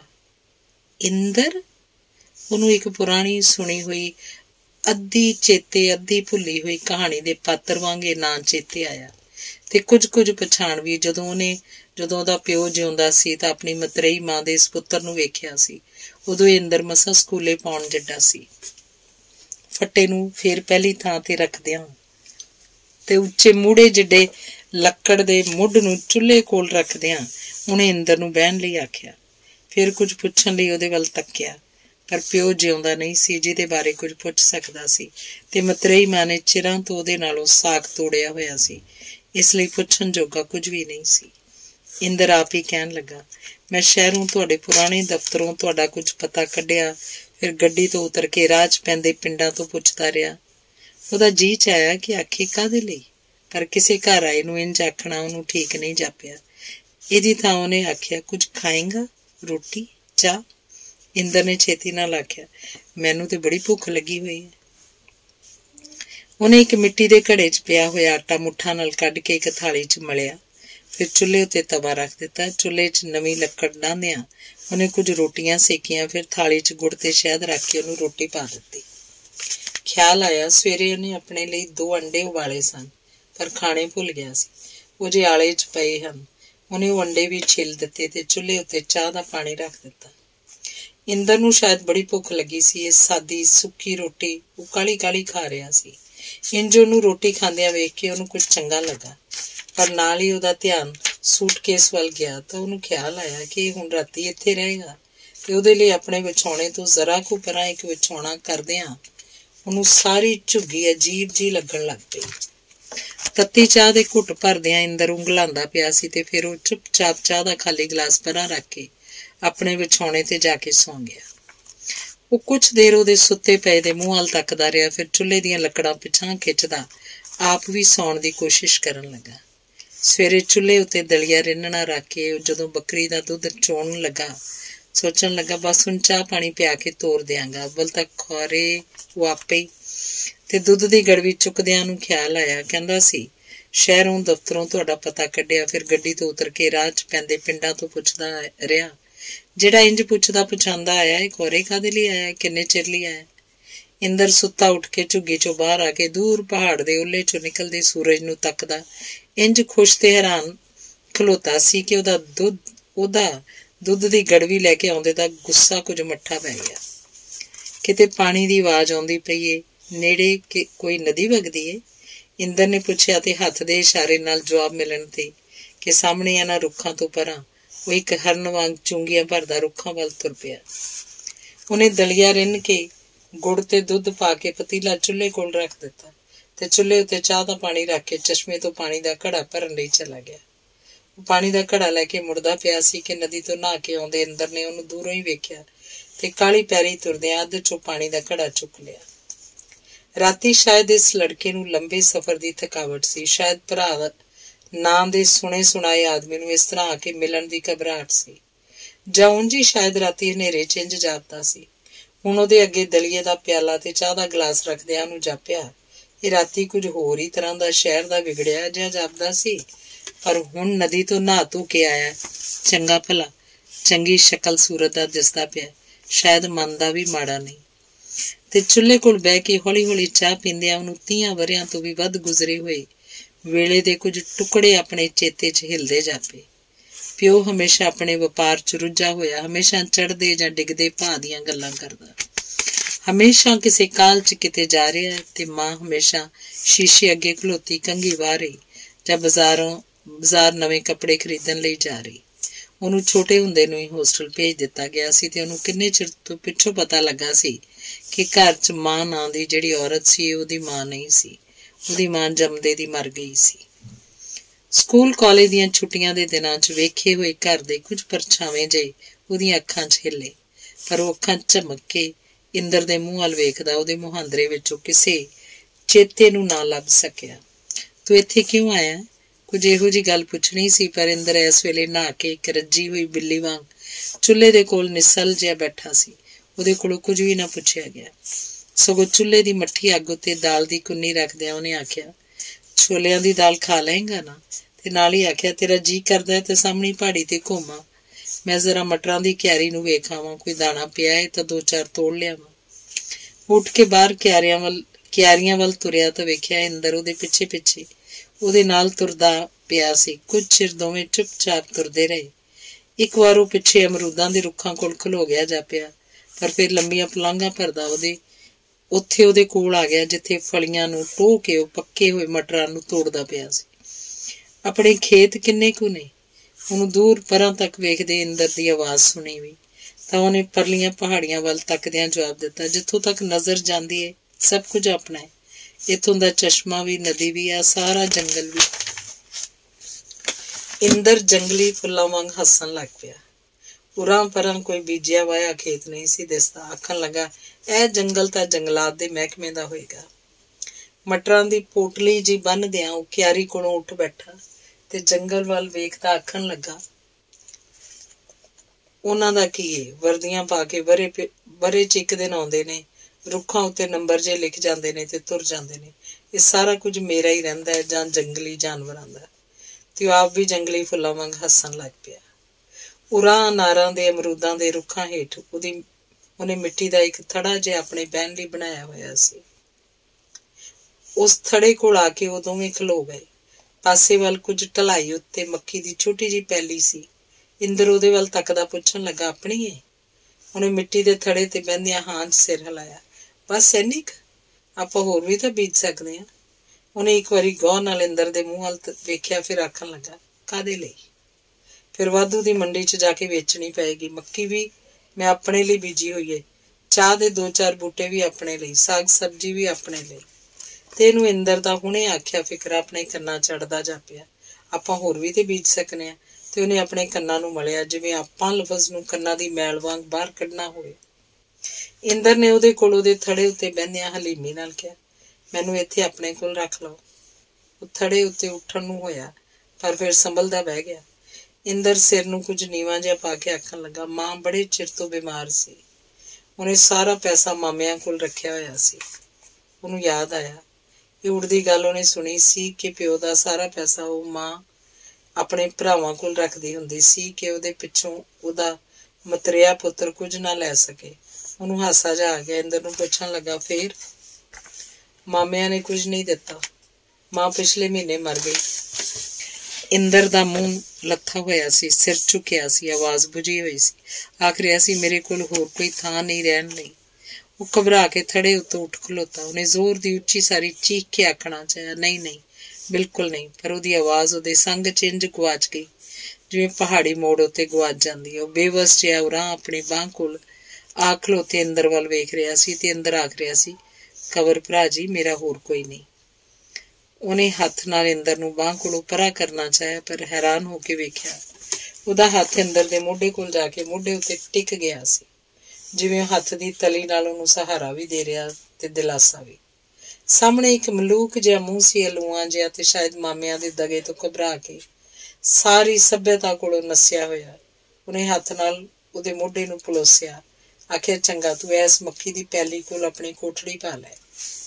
ਮੁੰਡਾ ਮੱਕੀ ਦੇ ਦਾਣਿਆਂ ਵਾਂਗ ਖਿੜਦਾ ਜਾਪਿਆ। ਉਹਨੇ ਆਪ ਉਹਦੇ ਨਾਲ ਰਲ ਕੇ ਗਾਰਾ ਬਣਾਇਆ।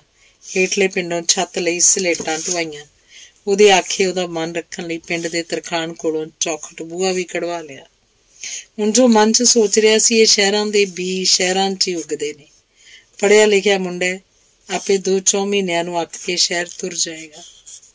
ਉਹਦੀ ਖਰੀਦੀ ਹੋਈ ਜ਼ਮੀਨ ਦਾ ਹੱਦ ਬੰਨਾ ਸਿਰਫ ਕਾਗਜ਼ਾਂ ਵਿੱਚ ਸੀ। ਉਹਨੂੰ ਕੋਈ ਵਾੜ ਬੰਨਾ ਨਹੀਂ ਸੀ ਲਾਇਆ ਹੋਇਆ। ਜ਼ਮੀਨ ਬਥੇਰੀ ਸੀ, ਪਰ ਉਹਨੇ ਕਦੀ ਵਾਹੀ ਬੀਜੀ ਨਹੀਂ ਸੀ। ਇੰਦਰ ਨੇ ਉਹਦੇ ਕੋਲੋਂ ਪੁੱਛ ਕੇ ਕਿੰਨੀ ਸਾਰੀ ਜ਼ਮੀਨ ਨੂੰ ਪੈਲੀਆਂ 'ਚ ਵੰਡ ਦਿੱਤਾ।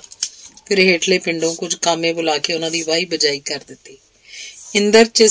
ਇੰਦਰ ਵਿੱਚ ਸ਼ਹਿਰ ਚਲਾ ਜਾਂਦਾ ਸੀ ਤੇ ਉਹਦੇ ਜਾਣ ਪਿੱਛੋਂ ਉਹ ਹਰ ਵਾਰੀ ਸੋਚਦਾ ਸੀ, ਇਸ ਵਾਰੀ ਸ਼ਾਇਦ ਉਹਨੂੰ ਕੋਈ ਨੌਕਰੀ ਲੱਭ ਜਾਏਗੀ ਤੇ ਉਹ ਸ਼ਹਿਰ ਵਿੱਚ ਹੀ ਰਹਿ ਜਾਏਗਾ।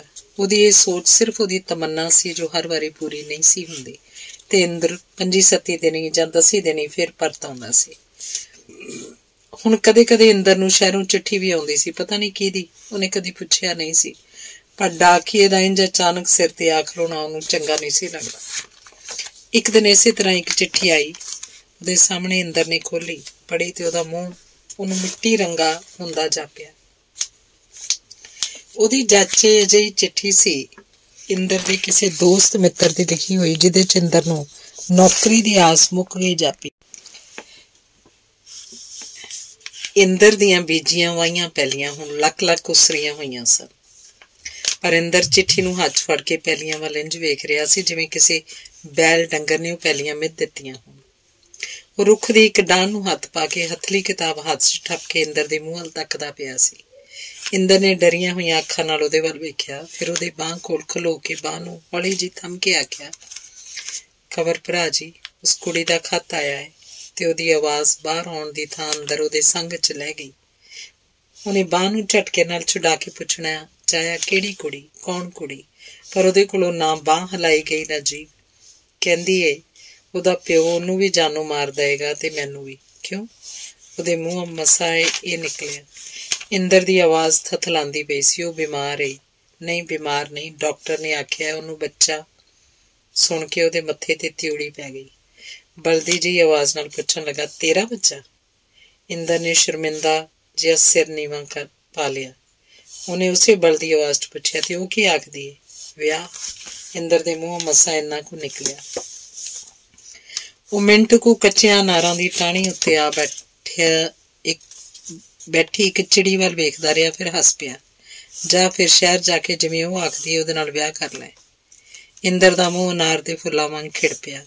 ਉਹਨੇ ਮੂੰਹੋਂ ਕੁਝ ਨਾ ਆਖਿਆ, ਪਰ ਆਪਣੀ ਸਲੇਟਾਂ ਦੀ ਛੱਤ ਵਾਲੀ ਕੋਠੜੀ ਵੱਲ ਇੰਝ ਤੁਰ ਪਿਆ ਜਿਵੇਂ ਹੁਣੇ ਛੇਤੀ ਨਾਲ ਵਿਆਹ ਦਾ ਕੁਝ ਆਰ ਪਾਰ ਕਰਨਾ ਹੋਵੇ।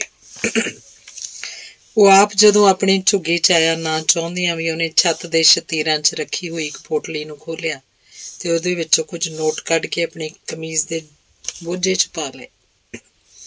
ਸ਼ਹਿਰ ਜਾਣ ਲੱਗੇ ਇੰਦਰ ਨੂੰ ਉਹਨੇ ਹੌਲੀ ਜਿਹੀ ਉਹ ਨੋਟ ਫੜਾ ਦਿੱਤੇ ਤੇ ਆਖਿਆ, ਤੈਨੂੰ ਲੋੜ ਹੋਏਗੀ। ਫਿਰ 2 ਕੁ ਫਰਲਾਂਗ ਉਹਦੇ ਨਾਲ ਸਟੇਸ਼ਨ ਵੱਲ ਜਾਂਦੇ ਰਾਹ ਤੇ ਤੁਰਦਾ ਰਿਹਾ। ਫਿਰ ਅਚਾਨਕ ਖਲੋ ਕੇ ਪਿਛਾਂਹ ਆਪਣੇ ਰਾਹ ਵੱਲ ਤੱਕਣ ਲੱਗਿਆ। ਤੂੰ ਪੜ੍ਹਿਆ ਲਿਖਿਆ, ਸ਼ਹਿਰ ਕੋਈ ਨੌਕਰੀ ਲੱਭ ਲੈ। ਤੇ ਉਹ ਪਿਛਾਂਹ ਕਾਲੇ ਪੈਰੀ ਇੰਝ ਮੁੜ ਪਿਆ ਜਿਵੇਂ ਉਹਦਾ ਜੰਗਲ ਅੱਜ ਵਿਹਲਾ ਹੋ ਕੇ ਉਹਨੂੰ ਉਡੀਕ ਰਿਹਾ ਹੋਵੇ। ਉਹ ਤੇ ਉਹਦੀ ਕੱਲ ਇੱਕ ਦੂਜੇ ਨੂੰ ਘੁੱਟ ਕੇ ਮਿਲੇ। ਜੰਗਲ ਦੀ ਸਾਰੀ ਹਵਾ ਫਿਰ ਉਹਦੀ ਆਪਣੀ ਹੋ ਗਈ। ਹੁਣ ਰੁੱਖਾਂ ਦੇ ਪੱਤੇ ਸਿਰਫ ਉਹਦੀਆਂ ਅੱਖਾਂ ਲਈ ਝੂਮਦੇ ਸਨ। ਹੁਣ ਨਦੀ ਦਾ ਪਾਣੀ ਸਿਰਫ ਉਹਦੇ ਲਈ ਵਹਿੰਦਾ ਸੀ। ਹੁਣ ਦਿਨ ਸਿਰਫ ਉਹਦੇ ਲਈ ਚੜ੍ਹਦਾ ਸੀ, ਰਾਤ ਸਿਰਫ ਉਹਦੇ ਲਈ ਪੈਂਦੀ ਸੀ। ਪਰ 8 ਦਿਨ ਲੰਘੇ ਸਨ। ਉਹੀਓ ਦਿਨ ਲੈਣ ਦਾ ਵੇਲਾ ਸੀ। ਉਹ ਚੁੱਲ੍ਹੇ ਦੀ ਅੱਗ ਕੋਲ ਬਹਿ ਕੇ ਕੋਈ ਕਿਤਾਬ ਪੜ੍ਹਦਾ ਸੀ ਕਿ ਬੂਹੇ ਦੀ ਥਾਂ ਅੜਾਇਆ ਹੋਇਆ ਲੱਕੜ ਦਾ ਫੱਟਾ ਖੜਕਿਆ। ਉਹਨੇ ਤ੍ਰਹਿ ਕੇ ਫੱਟੇ ਨੂੰ ਪਰਾਂ ਕੀਤਾ। ਸਾਹਮਣੇ ਇੰਦਰ ਹੱਸਦਾ ਜਿਹਾ ਖਲੋਤਾ ਸੀ। ਉਹ ਅਜੇ ਹੈਰਾਨ ਉਹਦੇ ਮੂੰਹ ਵੱਲ ਤੱਕਦਾ ਪਿਆ ਸੀ। ਉਹਦੇ ਪਿੱਛੇ ਖਲੋਤੀ ਇੱਕ ਕੁੜੀ ਨੇ ਅਗਾਂਹ ਹੋ ਕੇ ਝੁੱਗੀ ਦੀਆਂ ਬਰੂਹਾਂ 'ਚ ਆ ਕੇ ਉਹਦੇ ਪੈਰਾਂ ਨੂੰ ਛੋਹਿਆ ਤੇ ਪੈਰਾਂ ਵਾਲੀ ਸਿਰ ਨਵਾਈ ਇੰਝ ਖਲੋਤੀ ਰਹੀ ਜਿਵੇਂ ਉਹਦੇ ਕੋਲੋਂ ਅਸੀਸ ਮੰਗ ਰਹੀ ਹੋਵੇ। ਮਿੰਟ ਕਦੀ ਸੁਣ ਜਿਹੀ ਚੁੱਪ ਪਿੱਛੋਂ ਉਹਨੇ ਕੁੜੀ ਦੇ ਸਿਰ ਤੇ ਪਿਆਰ ਦਿੱਤਾ ਤੇ ਆਖਿਆ, ਆਓ ਆਓ ਅੰਦਰ ਲੰਘ ਆਓ। ਸਵੇਰ ਦੀ ਦਾਲ ਰਿੱਝੀ ਪਈ ਸੀ। ਉਹਨੇ ਜਦੋਂ ਚੁੱਲ੍ਹੇ ਉੱਤੇ ਤਵਾ ਰੱਖਿਆ, ਕੁੜੀ ਨੇ ਅਗਾਂਹ ਹੋ ਕੇ ਚੱਕਲਾ ਵੇਲਣਾ ਫੜ ਲਿਆ ਤੇ ਚੁੱਲ੍ਹੇ ਕੋਲ ਬਹਿ ਕੇ ਰੋਟੀਆਂ ਪਕਾਉਣ ਲੱਗ ਪਈ। ਕੁੜੀ ਦੇ ਹੱਥ 'ਚ ਕੱਚ ਦੀਆਂ ਵੰਗਾਂ ਸਨ। ਜਦੋਂ ਰੋਟੀ ਵੇਲ ਲਈ, ਵੰਗਾਂ ਛਣਕਦੀਆਂ। ਇੰਦਰ ਵੀ ਰੋਟੀ ਖਾ ਰਿਹਾ ਸੀ, ਉਹ ਵੀ, ਪਰ ਉਹਦਾ ਧਿਆਨ ਸਿਰਫ ਵੰਗਾਂ ਦੀ ਛਣਕ ਵੱਲ ਸੀ ਜੋ ਦੂਰ ਤੱਕ ਪਸਰੀ ਹੋਈ ਰੁੱਖਾਂ ਦੀ ਛਾਂ ਵਿੱਚ ਅਸਲੋਂ ਵੱਖਰੀ ਲੱਗ ਰਹੀ ਸੀ। ਵੱਖਰੀ ਵੀ, ਓਪਰੀ ਵੀ ਤੇ ਕੰਨਾਂ ਨੂੰ ਦਿਖਾਉਂਦੀ ਵੀ। ਦੂਜੇ ਦਿਨ ਸਲੇਟਾਂ ਦੀ ਛੱਤ ਵਾਲੀ ਕੋਠੜੀ ਵੱਲ ਇੱਕ ਨਵੀਂ ਕੋਠੜੀ ਬਣ ਰਹੀ ਸੀ ਉਹਨਾਂ ਦੋਹਾਂ ਦੇ ਚੌਂਕੇ ਵਾਸਤੇ, ਤੇ ਹੇਠਲੇ ਪਿੰਡੋਂ 2 ਨਵੀਆਂ ਮੰਜੀਆਂ ਆ ਰਹੀਆਂ ਸਨ। ਨਵੇਂ ਲੇਫ ਤੁਲਾਈਆਂ ਵੀ ਤੇ ਕੁਝ ਨਵੇਂ ਭਾਂਡੇ ਵੀ। ਪਿੰਡ ਨਾਲੋਂ ਟੁੱਟਾ ਹੋਇਆ ਜ਼ਮੀਨ ਦਾ ਇਹ ਟੁਕੜਾ ਜਿਵੇਂ ਪਿੰਡ ਦਾ ਹਿੱਸਾ ਬਣ ਰਿਹਾ ਸੀ। ਪਿੰਡ ਵਾਲੇ ਕਾਮੇ ਤਰਖਾਨ ਰਾਜ ਮਜ਼ਦੂਰ ਰੋਜ਼ ਆਉਂਦੇ ਜਾਂਦੇ ਸਨ। ਇੱਕ ਵਹਿੰਗੀ ਵਾਲਾ ਨਦੀ ਤੋਂ ਪਾਣੀ ਦੇ ਪੀਪੇ ਭਰ ਭਰ ਕੇ ਲਿਆਉਣ ਲੱਗ ਪਿਆ ਸੀ ਤੇ ਖੱਡ ਤੋਂ ਪਾਰ ਦਿਸਦੀ ਸਾਹਮਣੀ ਪਹਾੜੀ ਤੱਕ, ਜਿੱਥੋਂ ਤੱਕ ਨਜ਼ਰ ਪੰਛੀਆਂ ਵਾਂਗ ਉੱਡ ਕੇ ਜਾਂਦੀ ਸੀ। ਜਦੋਂ ਇੱਕ ਵੱਡਾ ਸਾਰਾ ਢਾਰਾ ਬਣਨ ਲੱਗਾ ਤਾਂ ਉਹ ਇੰਝ ਤੜਫ ਉੱਠਿਆ ਜਿਵੇਂ ਉਹਦੇ ਪਿੰਡੇ ਨਾਲ ਉਹਦੇ ਖੰਭ ਖੋਏ ਜਾ ਰਹੇ ਹੋਣ। ਇੰਦਰ ਨੇ ਹਲੀਮੀ ਨਾਲ ਆਖਿਆ, ਤੁਸੀਂ ਆਖਦੇ ਸੀ ਨਾ ਮੈਂ ਪੜ੍ਹਿਆ ਲਿਖਿਆ ਕੋਈ ਕੰਮ ਕਰਾਂ, ਸੋ ਮੈਂ ਸੋਚਿਆ ਇੱਥੇ ਬੱਚਿਆਂ ਦਾ ਸਕੂਲ ਖੋਲ੍ਹ ਲਵਾਂ। ਹੇਠਲੇ ਕਿਸੇ ਪਿੰਡ 'ਚ ਕੋਈ ਸਕੂਲ ਨਹੀਂ, ਬਸ 8 ਰੁਪਈਆ ਮਹੀਨੇ ਦੀ ਫੀਸ ਲਵਾਂਗਾ। ਇੰਨੇ ਕੁ ਪੈਸੇ ਤਾਂ ਹਰ ਕੋਈ। ਉਹਨੇ ਦੋਵਾਂ ਕੰਨਾਂ 'ਚ ਜਿਵੇਂ ਫਿੰਮਣੀਆਂ ਹੋ ਗਈਆਂ ਹੋਣ। ਤੇ ਅਗਲੇ ਮਹੀਨੇ ਇੰਦਰ ਆਖ ਰਿਹਾ ਸੀ, ਸੁਣਿਆ ਸਟੇਸ਼ਨ ਨਾਲ ਲੱਗਦੇ ਪਿੰਡ 'ਚ ਪਰਸੋਂ ਇੱਕ ਮਿਨਿਸਟਰ ਆ ਰਿਹਾ ਹੈ। ਤੁਸੀਂ ਬਜ਼ੁਰਗ ਹੋ, ਤੁਸੀਂ ਉਹਨੂੰ ਜਾ ਕੇ ਆਖੋ ਕਿ ਸਾਨੂੰ ਸਾਡੀ ਜ਼ਮੀਨ ਤੱਕ ਸੜਕ ਪੱਕੀ ਕਰਵਾ ਦੇਵੇ ਤੇ ਨਾਲੇ ਸਾਨੂੰ ਇੱਥੇ ਬਿਜਲੀ ਵੀ ਦਵਾ ਦੇਵੇ। ਸਟੇਸ਼ਨ ਤੱਕ ਤਾਂ ਬਿਜਲੀ ਆਈ ਹੋਈ ਹੈ। ਉਹਦੇ ਕੰਨਾਂ 'ਚ ਇੰਝ ਤਰਾਟਾਂ ਛਿੜ ਪਈਆਂ ਜਿਵੇਂ ਕੰਨਾਂ ਦੀਆਂ ਫਿੰਮਣੀਆਂ 'ਚ ਪਾਕ ਪੈ ਗਈ ਹੋਵੇ। ਤੇ ਅਗਲੇ ਮਹੀਨੇ 2 ਦਿਨਾਂ ਲਈ ਸ਼ਹਿਰ ਗਿਆ ਹੋਇਆ ਇੰਦਰ ਪਰਿਓਂ ਦੂਰੋਂ ਵਾਪਸ ਆਉਂਦਾ ਸੁਣਾਈ ਦੇ ਰਿਹਾ ਸੀ। ਉਹਦੇ ਹੱਥ 'ਚ ਫੜੇ ਟਰਾਂਜਿਸਟਰ ਦੀ ਆਵਾਜ਼ ਅਗਲੇ ਪਹਾੜ ਨਾਲ ਵੀ ਟਕਰਾਉਂਦੀ ਪਈ ਸੀ ਤੇ ਉਹਨੇ ਪਿਛਲੇ ਪਿੰਡ ਦੇ ਕਿੰਨੇ ਹੀ ਮੁੰਡੇ ਕੁੜੀਆਂ ਵੀ ਆਪਣੇ ਪਿੱਛੇ ਲਾਏ ਹੋਏ ਸਨ। ਤੇ ਇੰਦਰ ਨੇੜੇ ਆਉਂਦਾ ਹੱਸਦਾ ਹੱਸਦਾ ਆਖ ਰਿਹਾ ਸੀ, ਵੇਖੋ ਕੁੰਵਰ ਭਰਾ ਜੀ, ਇੱਥੇ ਕੋਈ ਅਖਬਾਰ ਸ਼ਾਰ ਤੇ ਆਉਂਦੀ ਨਹੀਂ। ਹੁਣ ਅਸੀਂ ਰੋਜ਼ ਖਬਰਾਂ ਵੀ ਸੁਣ ਲਿਆ ਕਰਾਂਗੇ ਤੇ ਡਰਾਮੇ ਵੀ। ਤੇ ਅਗਲੇਰੇ ਮਹੀਨੇ ਹੇਠਲੇ ਪਿੰਡੋਂ ਆਈ ਦਾਈ ਉਹਨੂੰ ਕਹਿੰਦੀ ਪਈ ਸੀ, ਰੱਬ ਦੀਆਂ ਰੱਖਾਂ, ਹੁਣ ਤਾਂ ਗਿਣਤਰੀ ਦੇ ਦਿਨ ਰਹਿ ਗਏ ਨੇ। ਬਾਲ ਵਾਸਤੇ ਇੱਕ ਗਊ ਮੱਝ ਖਰੀਦ ਲਓ, ਸੁੱਖ ਨਾਲ ਰੌਣਕਾਂ ਲੱਗ ਜਾਣਗੀਆਂ। ਤੇ ਉਹਨੂੰ ਇੱਕ ਪਹਾੜੀ ਦੇ ਉਹਲੇ ਪਿੱਛੋਂ ਚੜ੍ਹਦੇ ਸੂਰਜ ਵਾਂਗ ਚਿਰਾਂ ਤੋਂ ਜੋ ਕੁਝ ਧੁੰਦਲਾ ਧੁੰਦਲਾ ਦਿਸਦਾ ਸੀ, ਪ੍ਰਤੱਖ ਦਿਸਣ ਲੱਗ ਪਿਆ ਕਿ ਉਹ ਹੁਣ ਫੇਰ 7 ਵਰ੍ਹਿਆਂ ਪਿੱਛੋਂ ਪਰਾਇਆ ਸੁਪਨਾ ਵੇਖ ਰਿਹਾ ਹੈ। ਧੰਨਵਾਦ।